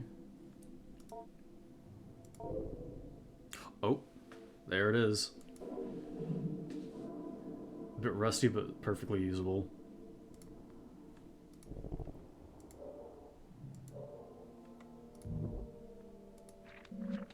Carefully make an incision into the growth with your scissors. It's now possible to look inside. You peer into the small opening created by your incision. In the oily cavity, a powerful smell of rot arises, and many small, increate beings lie motionless and dead. However, you just barely hear the near silent slithering of something, or maybe it is just your imagination. Oh.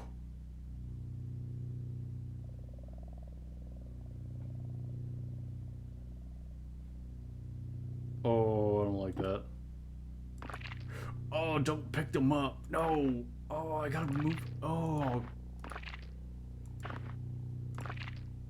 Oh, this is some Silent Hill free shit.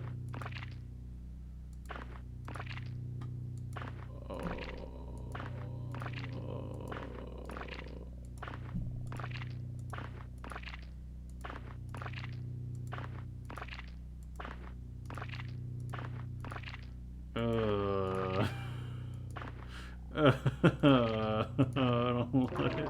Ah! Oh, it's moving! Kill it! Oh no, it's a remnant from fucking Whiskers. A self-sufficient animal form knit together from years of ambient thoughts left to crawl around the basement. Grandpa May enjoyed the submit the flesh. Submit the flesh. I will not be... Little friends, I will not be feeding him this. Fuck no. Hell no, dude.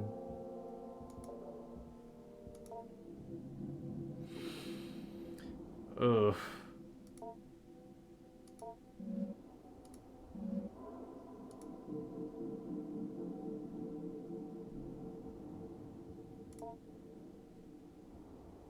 I've only got one card. Yeah, let's go find the other one before we talk to him.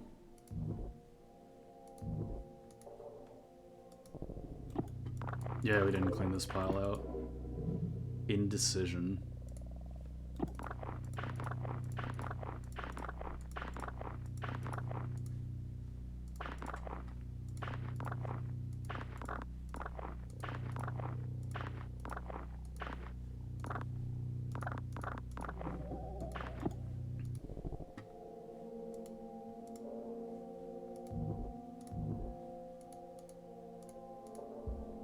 Okay, let's go teach Grandpa.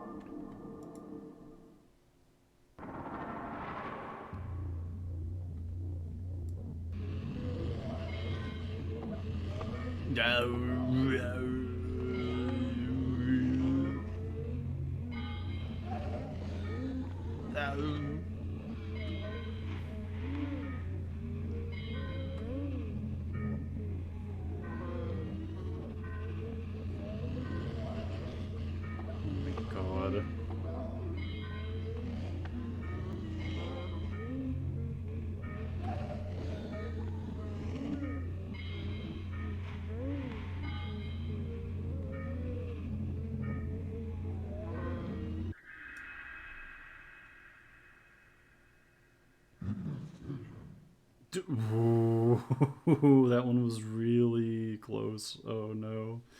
He's getting better. I don't like that he's getting better.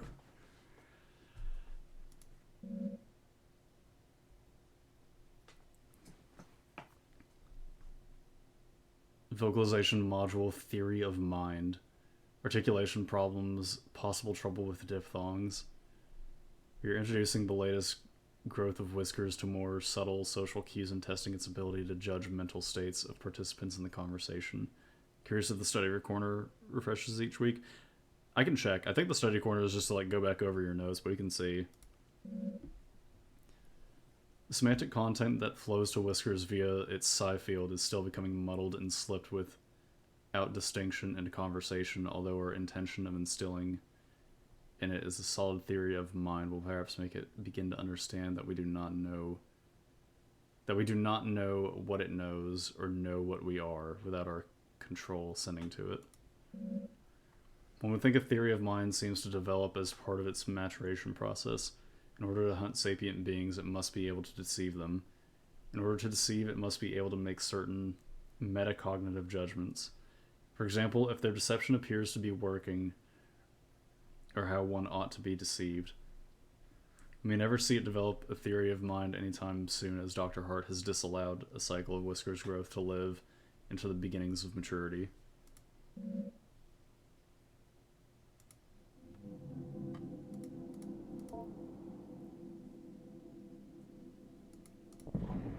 Oh yeah, you're right. Yeah, the file cabinets.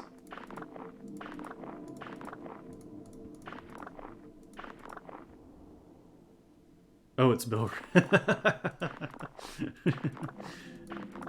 How does one be deceived?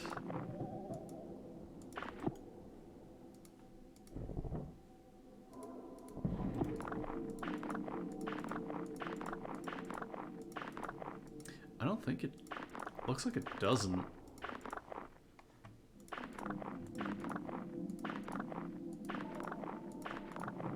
Yeah.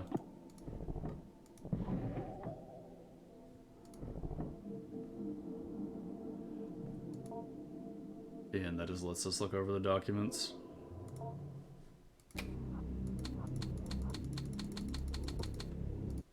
Yeah.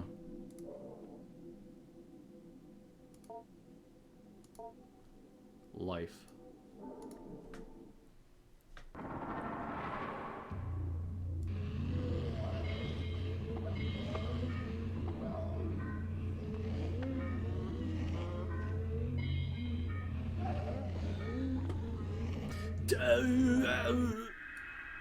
Not at all, boy.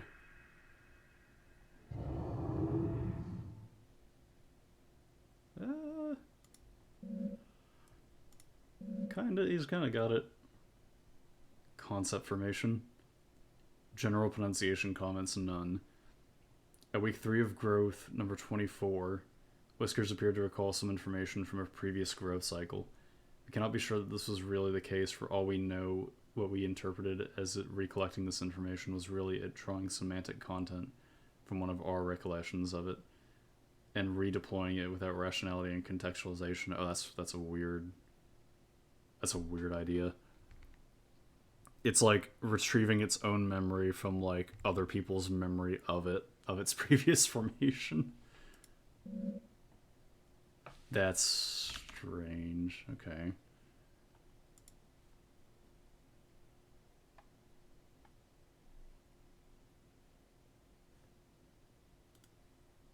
Oh shit. Let me move 1 second here.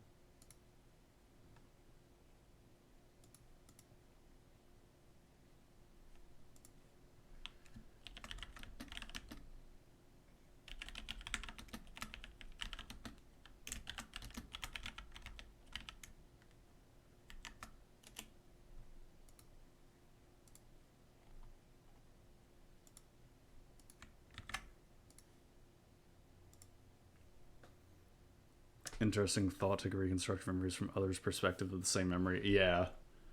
For the sake of our safety and for the sake of scientific inquiry, we are attempting to draw out from Whiskers whether it somehow retains knowledge from previous cycles in its morpholytic nucleus. Well, it's probably gonna, yeah, like you might not get a straight answer from it because it's trying to like deceive you. So it may just say, oh yeah, I don't remember anything. This thing definitely remembers, 100%. We did not think it was possible the nucleus, though complex and incredible in its regenerative abilities, was capable of this, and that the nerve network that grew from it made up the base of Whisker's mind. And so we are now attempting to ask Whiskers as best we can if it has ever died, or what it might remember if it did.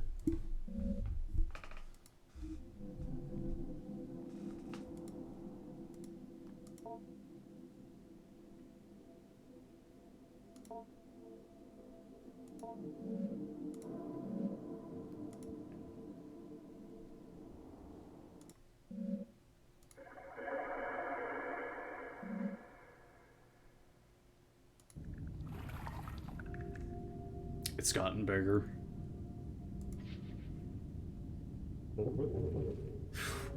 Oh, what the hell? Oh.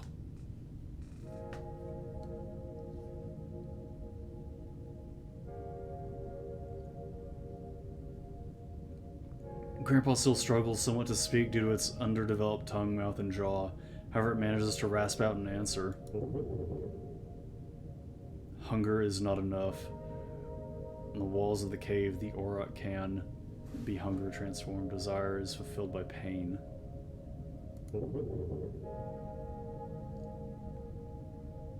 Your grandpa doesn't have the right words right now. I can only say I love you. Love is not enough, though. Desire is not enough. Project it outwards. Make it true to yourself. If only in symbol, then it will be enough. For me and you.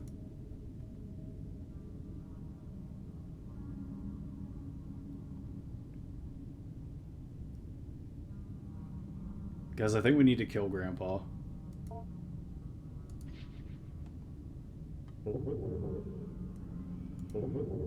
Something to grow in. My skin is not the dull skin. My skin is not like your skin either.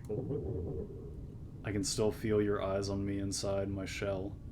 I have many eyes to see, but I don't need them as much as I need your eyes with which I can understand as seeing me. There is a cycle of attention. You give me myself, but I am still not that. Slowly I form a human shape, and you see me more as human, and I become that. Yeah, he's just growing. He's like growing through our cognition. He's actually just telling us how to like how to get himself like grown more. That's so creepy.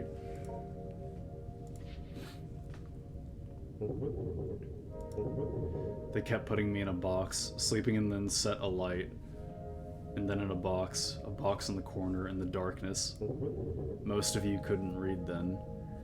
The scribe came and wrote what everyone said. They wrote on strips of bark and with thin reeds. No, it was not that. It was a paper posted somewhere. It had words to open the box. It was half dead. I was half dead in the box. The part of me that dies was put there for a long time.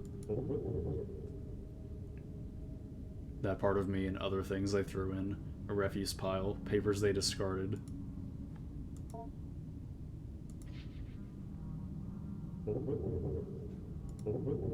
Grandpa is old. My lives were easier before I made myself to speak and before you made clothes to wear and rules to obey. Your grandpa remembers. I have learned much in many lives and deaths. Keep speaking with me. I love talking with you and learning from you. And it helps your grandpa so much. Soon I will be everything you would like me to be.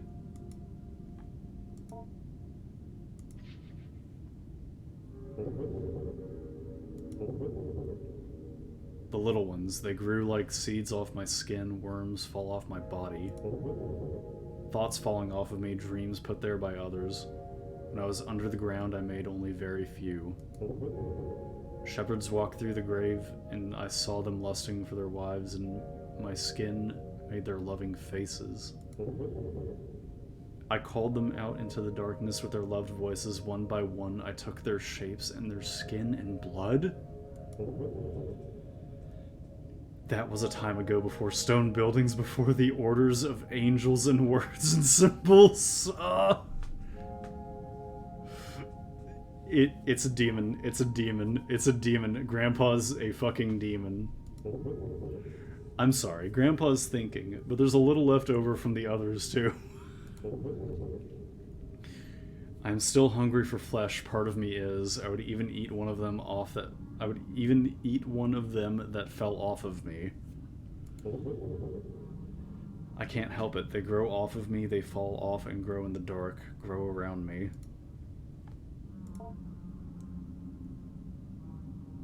Goodbye.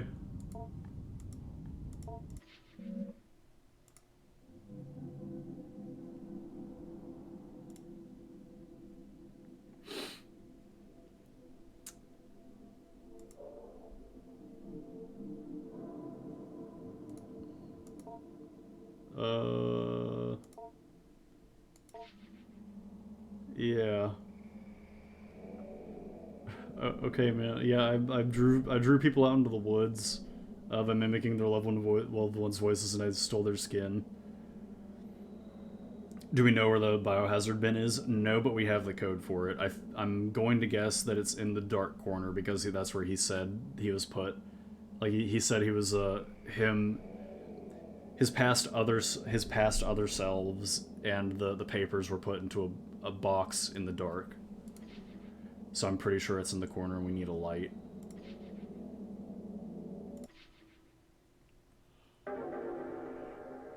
Week 4.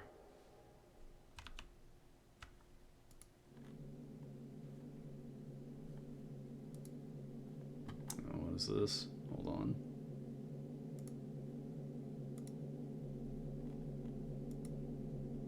That is probably a bot that joined the Discord.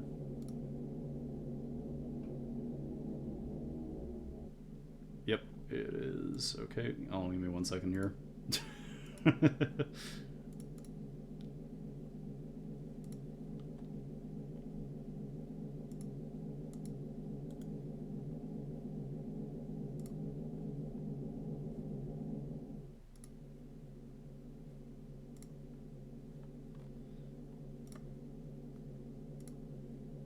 There we go.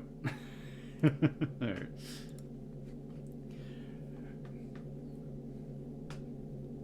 No, I am not interested in your design.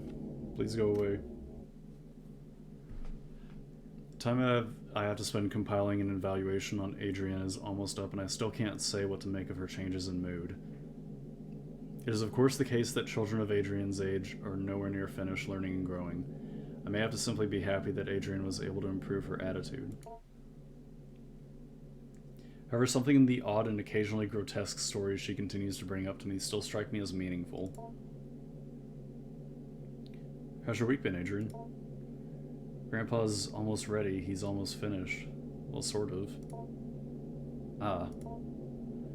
He's almost as big as his shell now. He has a face and he can talk pretty well. And almost has legs. I see. As before, I have to put down the story she told me as best I could. Once again, she told me about growing her grandpa.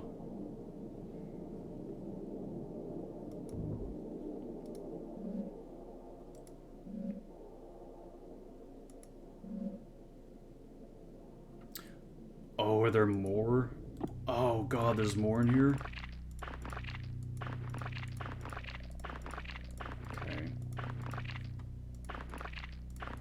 We might have to do a second stream of this for like another run where like we feed these things to him.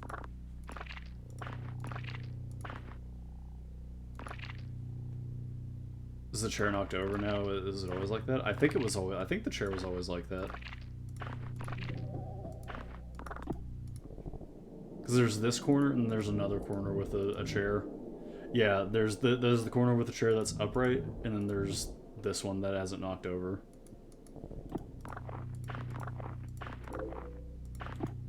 Is it soap? I'm tweaking. This isn't really food. Grandpa might eat it though. Hey, apparently I will too. It's proven by yesterday.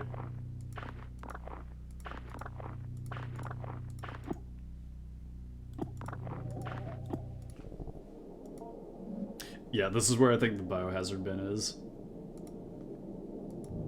I can't go there yet, though.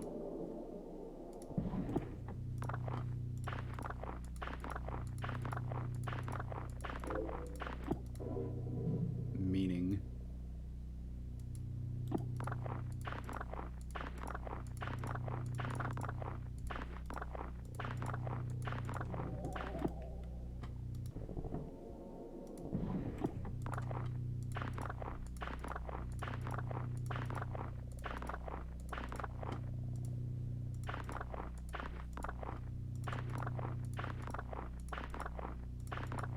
So much trash in here, man.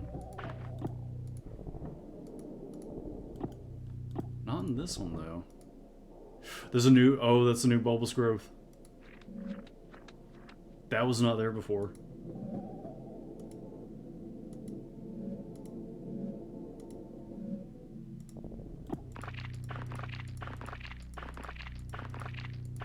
Maybe we can, like... God, maybe we can view these at the,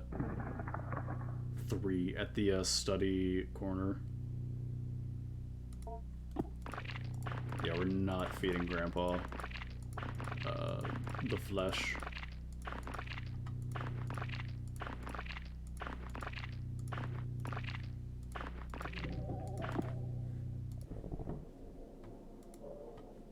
And the power it holds.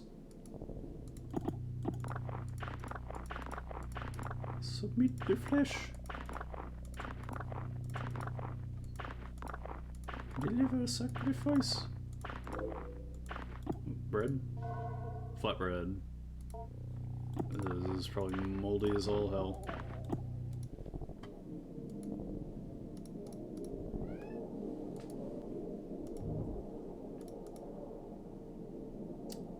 Another one.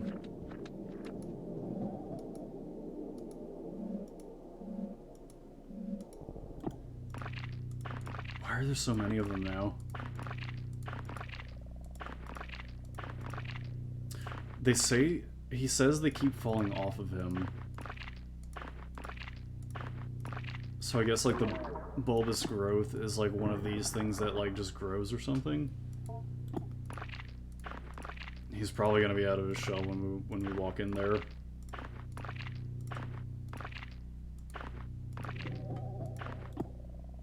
Grandpa gets bigger.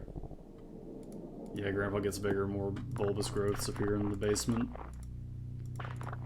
When do they say they said termination was as early as 4 weeks, so normally this is where they would, like, kill the thing. Symbol.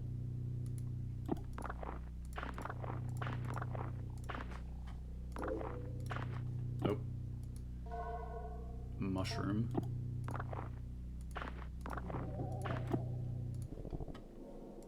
So we are in probably dangerous territory right now.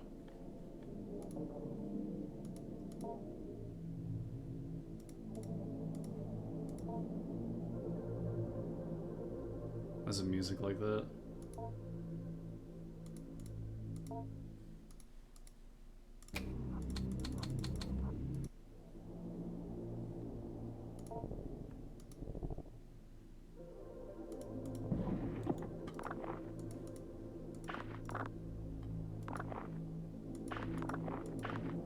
This game has a sense of replay like Undertale. Oh, like, remember, like, the growth, remembering, like, your previous playthroughs. I don't know. It doesn't strike me that it might. I think that's just, like, a storytelling detail. It could, though. I need to check, again, who the developer on this was, because I think it's just, like, I can't remember if it's one guy or, like, a team.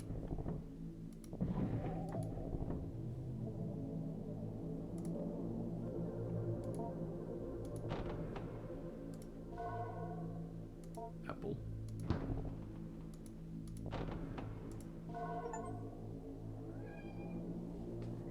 Collect all foods. Jackfruit. What's a jackfruit?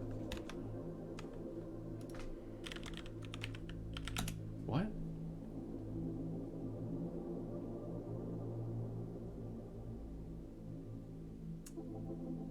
Fruit of jack tree, Artocarpus hydrophyllus, a species of tree in the fig, mulberry, and breadfruit family. Smelly. Jackfruit is the largest tree fruit, reaching as much as 55 kilograms in weight. It's a plantain. Oh, it's a plantain. A plantain.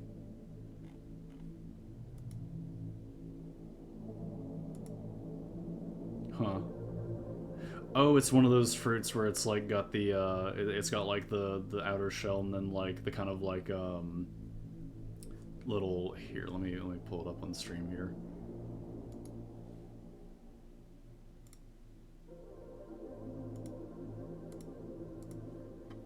Like the kind of like pits or whatever or something. Like, yeah, these kind of fruits. People eat them instead of barbecue pork, I believe. Oh yeah, barbecue jackfruit. Yeah, this is like, that's like the like outer. Oh my god. Holy shit. Wow. Yeah, it's kind of like a fleshy, almost kind of fruit.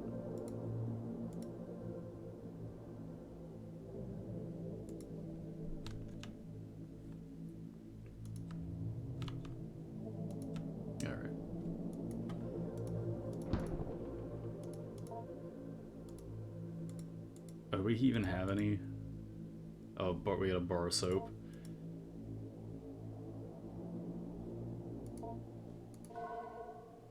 Soap is concealed in soft apple flesh.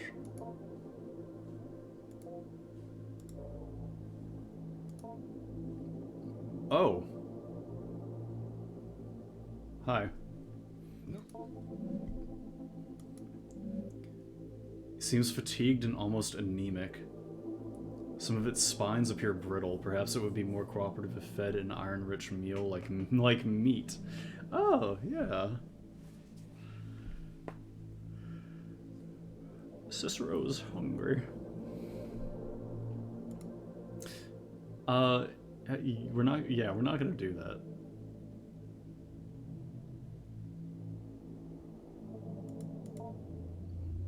Hi, Grandpa. Can't have meat right now. It's Advent fast, so we are going to not feed you that. We are gonna feed you some concealed soap.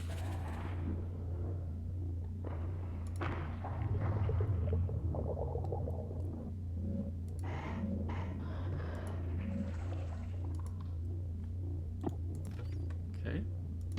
Here's some flatbread.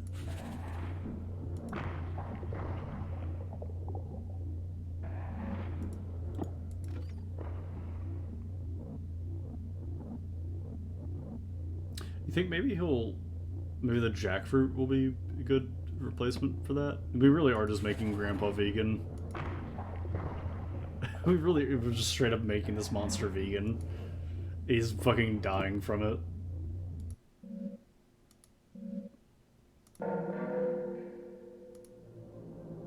Oh, we need one more.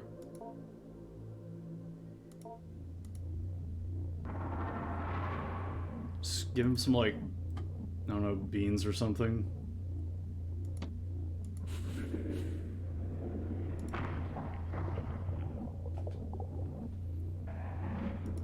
Protein substitute.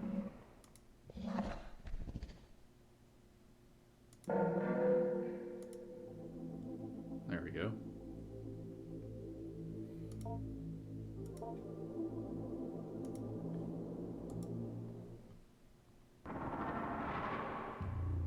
Time to learn your ABCs, Grandpa.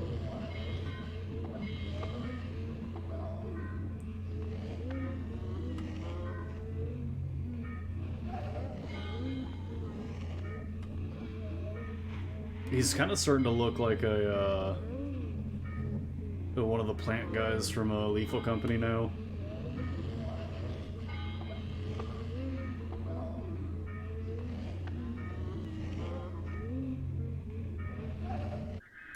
Okay, look at that, we're a pro.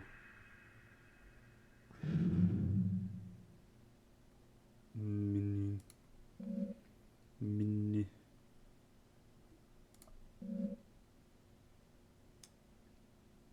Metacognition, higher thought.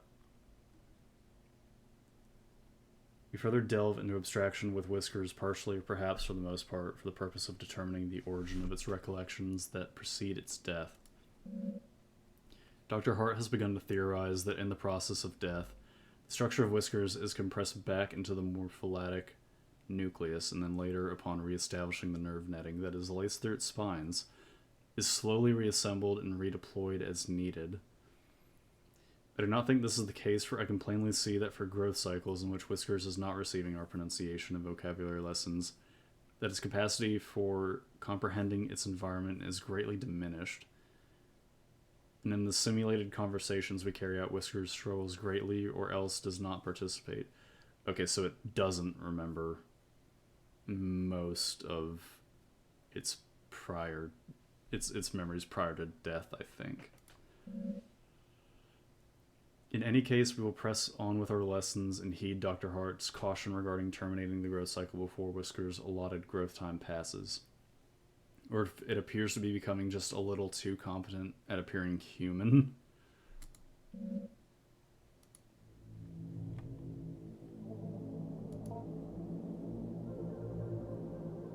Yeah, he's kind of there almost right now.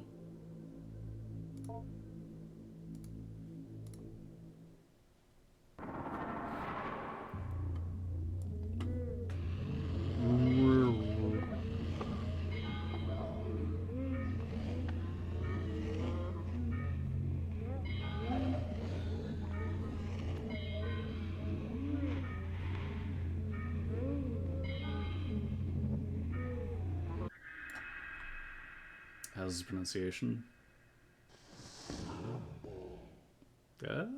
Okay. Pretty good.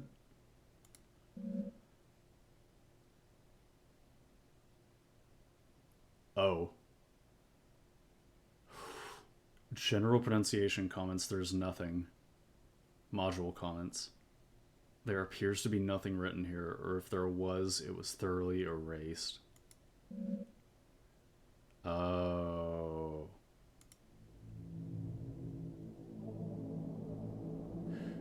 Yeah, there's gotta be another, like, playthrough that we can do, because he hasn't been interested in, like, the symbol of, like, our mother. Something probably really bad happens when, like, you teach him the concept of, like, symbols, because, like, that's kind of what he's taking on the symbol of Grandpa. So yeah, I think teaching him symbols is not the best idea. Seems fatigued and almost anemic, some of its spines appear brittle. Okay. No response. Doesn't appear to be interested at the moment.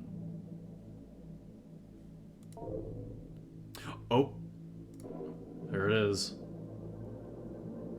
Older model flashlight still functioning. Yes, this thing's dying right now.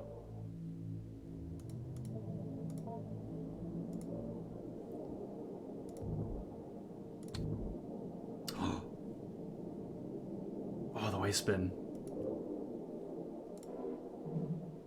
Simple paper doll. A classic of alchemy. Always comes back to alchemy. On the virtue of the prudent when dealing with devils, seen or unseen. Oh, it's Old English. Oh, because, yeah, the "the" is with two E's. The splendors and terrors of God's creations inhabit the world of both seen and unseen, and just as one will not grapple with a lion lest they be a fool, one will not approach a being of the mind or ether without foreknowledge thereof. There are beings with no form, hiding between towering columns of air and only appearing by slipping into the heart or mind of evil and unclean men. But still there are more beings which straddle the realm between the seen and the unseen, creatures feeling through the air and see the heart or mind of men. It is only by God's grace and his angels and servants crushing these beings under heel that a magician might compel them to the magician's will, and so a magician must be perfectly clear and unerring in intent and ritual granted to us by God, or else the devils, seen or unseen, will devour them, that being their nature.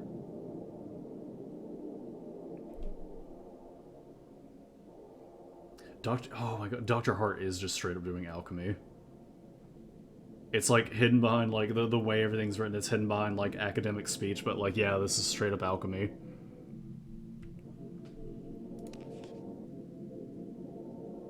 On the nourishing of devils of a particular type. Certain devils of a particular nature are nourished by the elements of fire, others by attention and prayer given to their idols, still others by strangers and more obscure means. By God's grace, the requirement of nourishing a devil as part of a contract only requires a token of these givings, that is, a symbol. If a devil hungers after flesh and would strip a man to his bones in its devouring, the devil's hunger and nature which thirsts for the flesh can be held in abeyance in the ritual act of giving blood in only a few drops. However, the contract must be completed in full, for if the magician errs and does not provide the devil instruction and guidance, the devil, once abjured to do no harm upon the magician, will return to its devouring nature.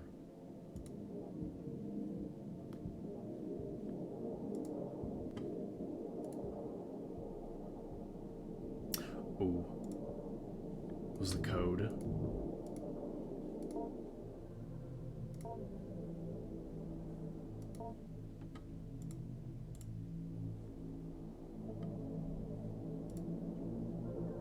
Termination procedure.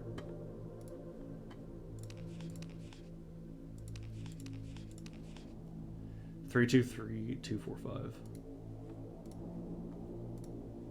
323. 323-245.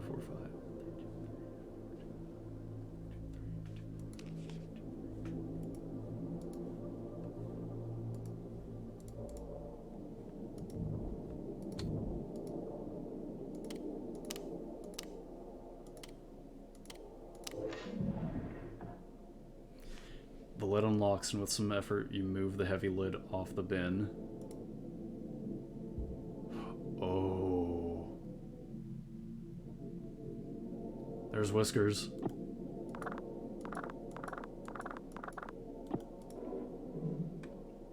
A photo of your father as a young man. Is like a hippie kind of guy. The recognition of this face kicks off a cascade of emotion and meaning deep within your psyche.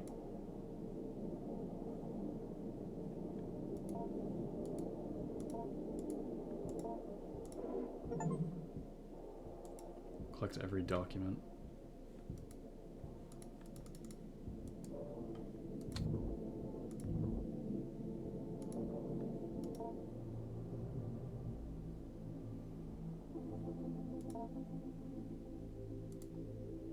Grandpa doesn't appear to be interested at the moment.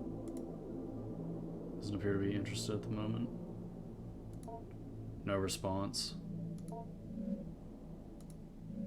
Grandpa seems fatigued and almost anemic. Some of its spines appear brittle. Perhaps it would be more cooperative if fed an iron-rich meal like meat.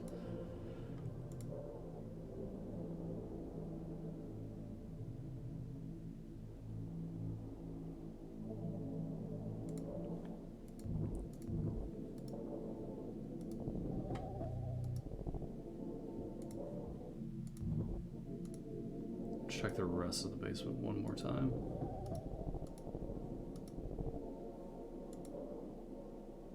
I think this is heading to the bad ending. I don't know, it's showing itself to be like really weak and it can't do anything. Like it's not even communicating with us anymore.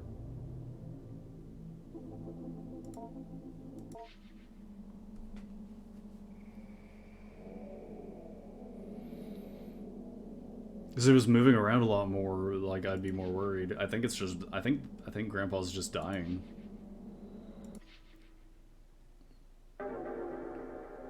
Week 5, we're past the termination period. What if it eats you since you didn't feed it like the alchemy book said you read?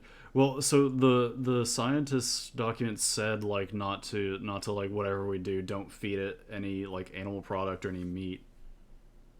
Oh, you're right, we might be at a bad ending. Who could that be? Come in, Adrian, good to see you. Aren't you in a little early? Matter, I suppose I have some time now. Oh no. Oh, you might be right, because, like, yeah, you have to, like, feed the contract. You have to make a contract with it so it won't go back to its devouring nature. He's, like, he's so hungry, and so, like, he just, he probably, like, ate her or something. That's why I wanted to talk to you. Something happened.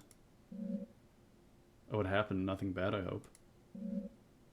No, nothing bad, just different, I think. Maybe even good. Well, I'll tell you about it. Last night, something woke me up. There was this noise at first. It was like, it came from the walls. I could hear it from my bedroom, but there was nothing. There was something else. Something calling. I could hear it just barely. I was afraid somehow Grandpa hurt himself. I had to go find out.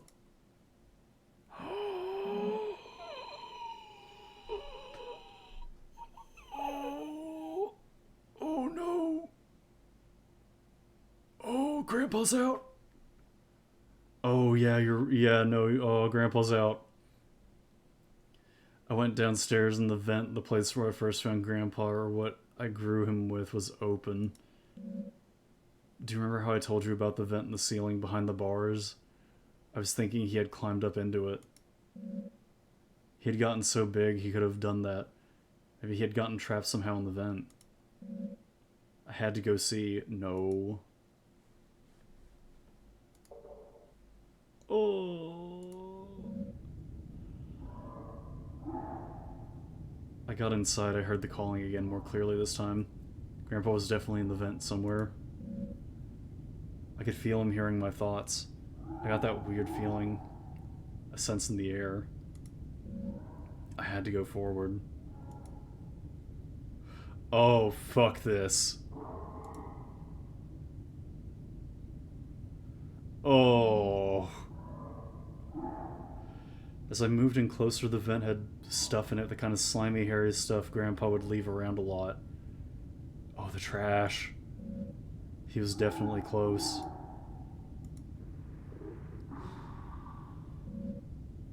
Something was there at the end. But it wasn't Grandpa. It looked like maybe he had made it, though.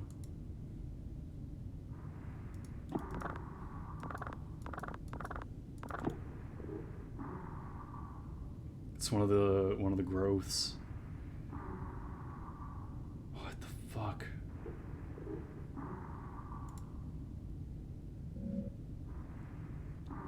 It was slumped in the corner. He had a weird mouth, and it had lungs on the outside and drew in just enough air to call out. And then it just stopped. Stopped breathing. And then something was hanging over me. Grandpa? And then I woke up in my bed. Your bed. Adrian, it seems like it was just a quite dreadful dream. You're alright, by the way? Your face is twitching like you're about to have a violent sneeze. Oh.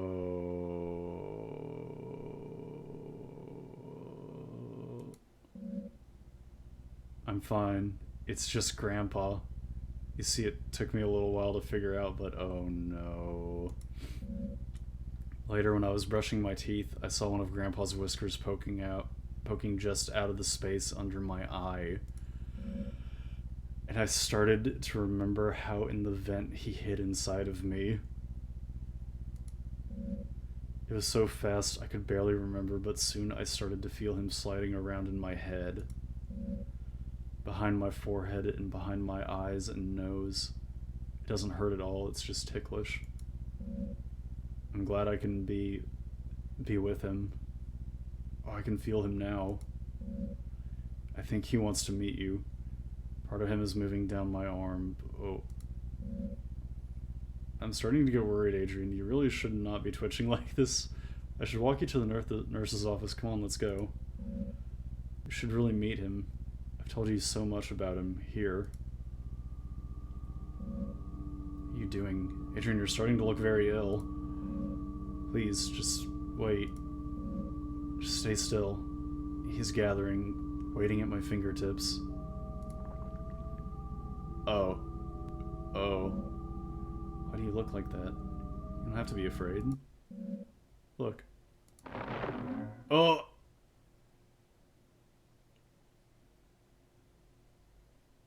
Oh.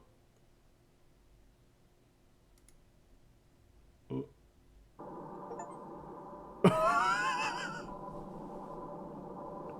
Get the failure of fulfillment ending. There are 2 endings to growing your grandpa.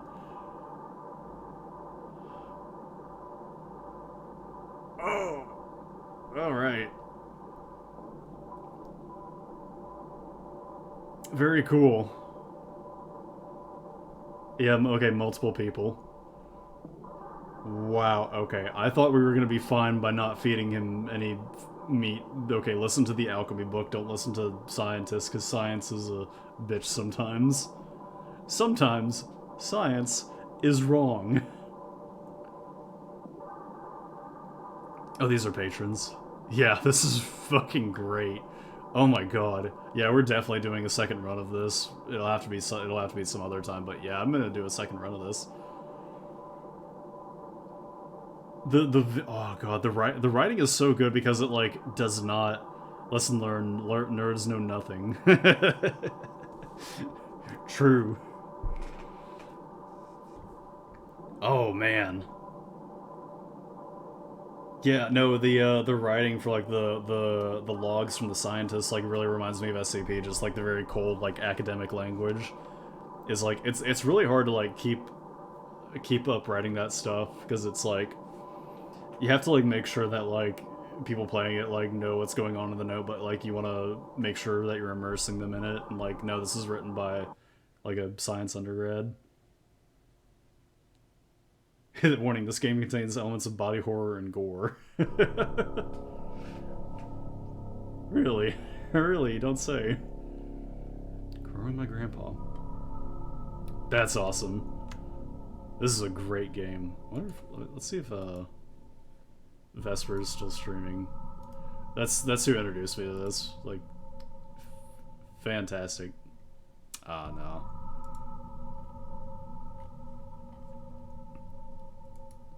Yeah, I'll have to find some time to. We might do probably next week. We might move like Baldur's Gate to tomorrow, and then like we could do like. Oh well, no, that's because yeah, Christmas is this week. But it'd have to be sometime like probably during the middle of next week. We could do like a because this didn't take that long. This is like a short 2.5 hour game, and like we could like speed run through it pretty quickly now. Since we've like pretty much gotten all the notes and everything. Yeah, this is great. Who developed this? Grandparent teacher conference, get the failure of fulfillment ending. There is one more locked achievement. Get the fulfilled contract ending. The child is the mother of the parents. What the fuck?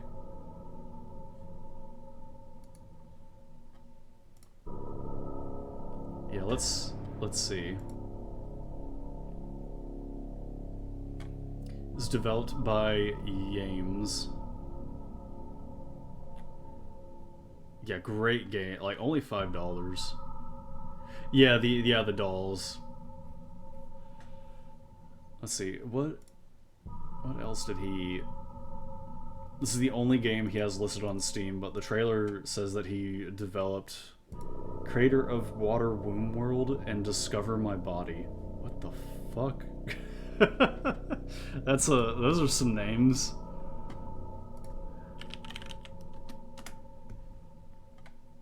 Okay, he's got a itch.io. Oh, he's got more. Oh, whoa. Growing My Grandpa, The Well. Water Womb World, Aqua Catholicism, explore man's original sin under the sea. Discover our bodies, science horror edutainment. Discover My Body, body horror / comedy. Lips Like a Vellum demo, a short point-and-click horror game, and Via Negative.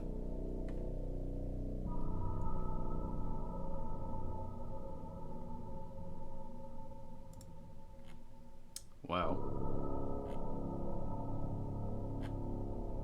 I will have to look at some of these.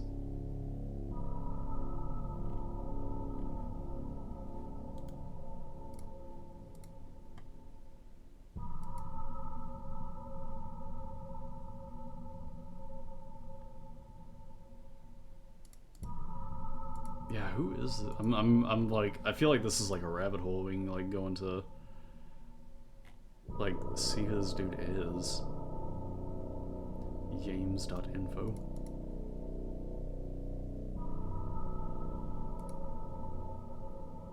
Games, I'm an independent computer game developer who mostly makes creepy games. She's okay.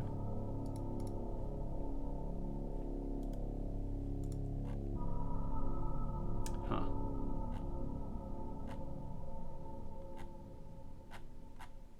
Yeah, that was a really, really cool, just like short game. I'll have to follow this guy, like see if he comes up with like any other games here in the future. Alright. I think that's gonna be it for today. I am going to get my ticket to Godzilla. Tomorrow we're gonna swap out Crusader Kings 3 for a Baldur's Gate stream. And I might change the time for that because I think it's listed at 3 p.m. We might try to get it at 12 again. I do have to get some groceries, so I might. Well, we'll see. We'll see. I'll let you guys know in the Discord, probably later tonight.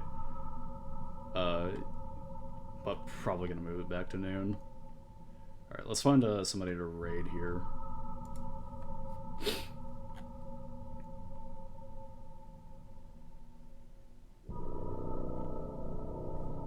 Let's see.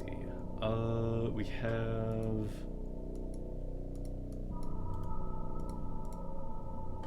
Been experimenting in CK2 with Tibetan cultures are pretty fun. Can't wait for monastic feudal to return in CK2 or CK3.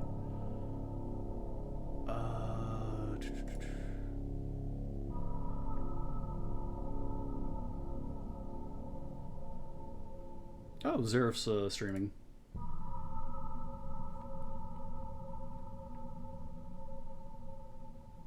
Let's go check him out. This is one of the guys from Duke's server. I think he recently got back into streaming. He's changed his. Oh yeah, he's changed his PNG. Let's see. Let me make sure I get this right. He's playing Death Must Die. Looks like a Diablo clone almost. Interesting. All right. See you guys tomorrow.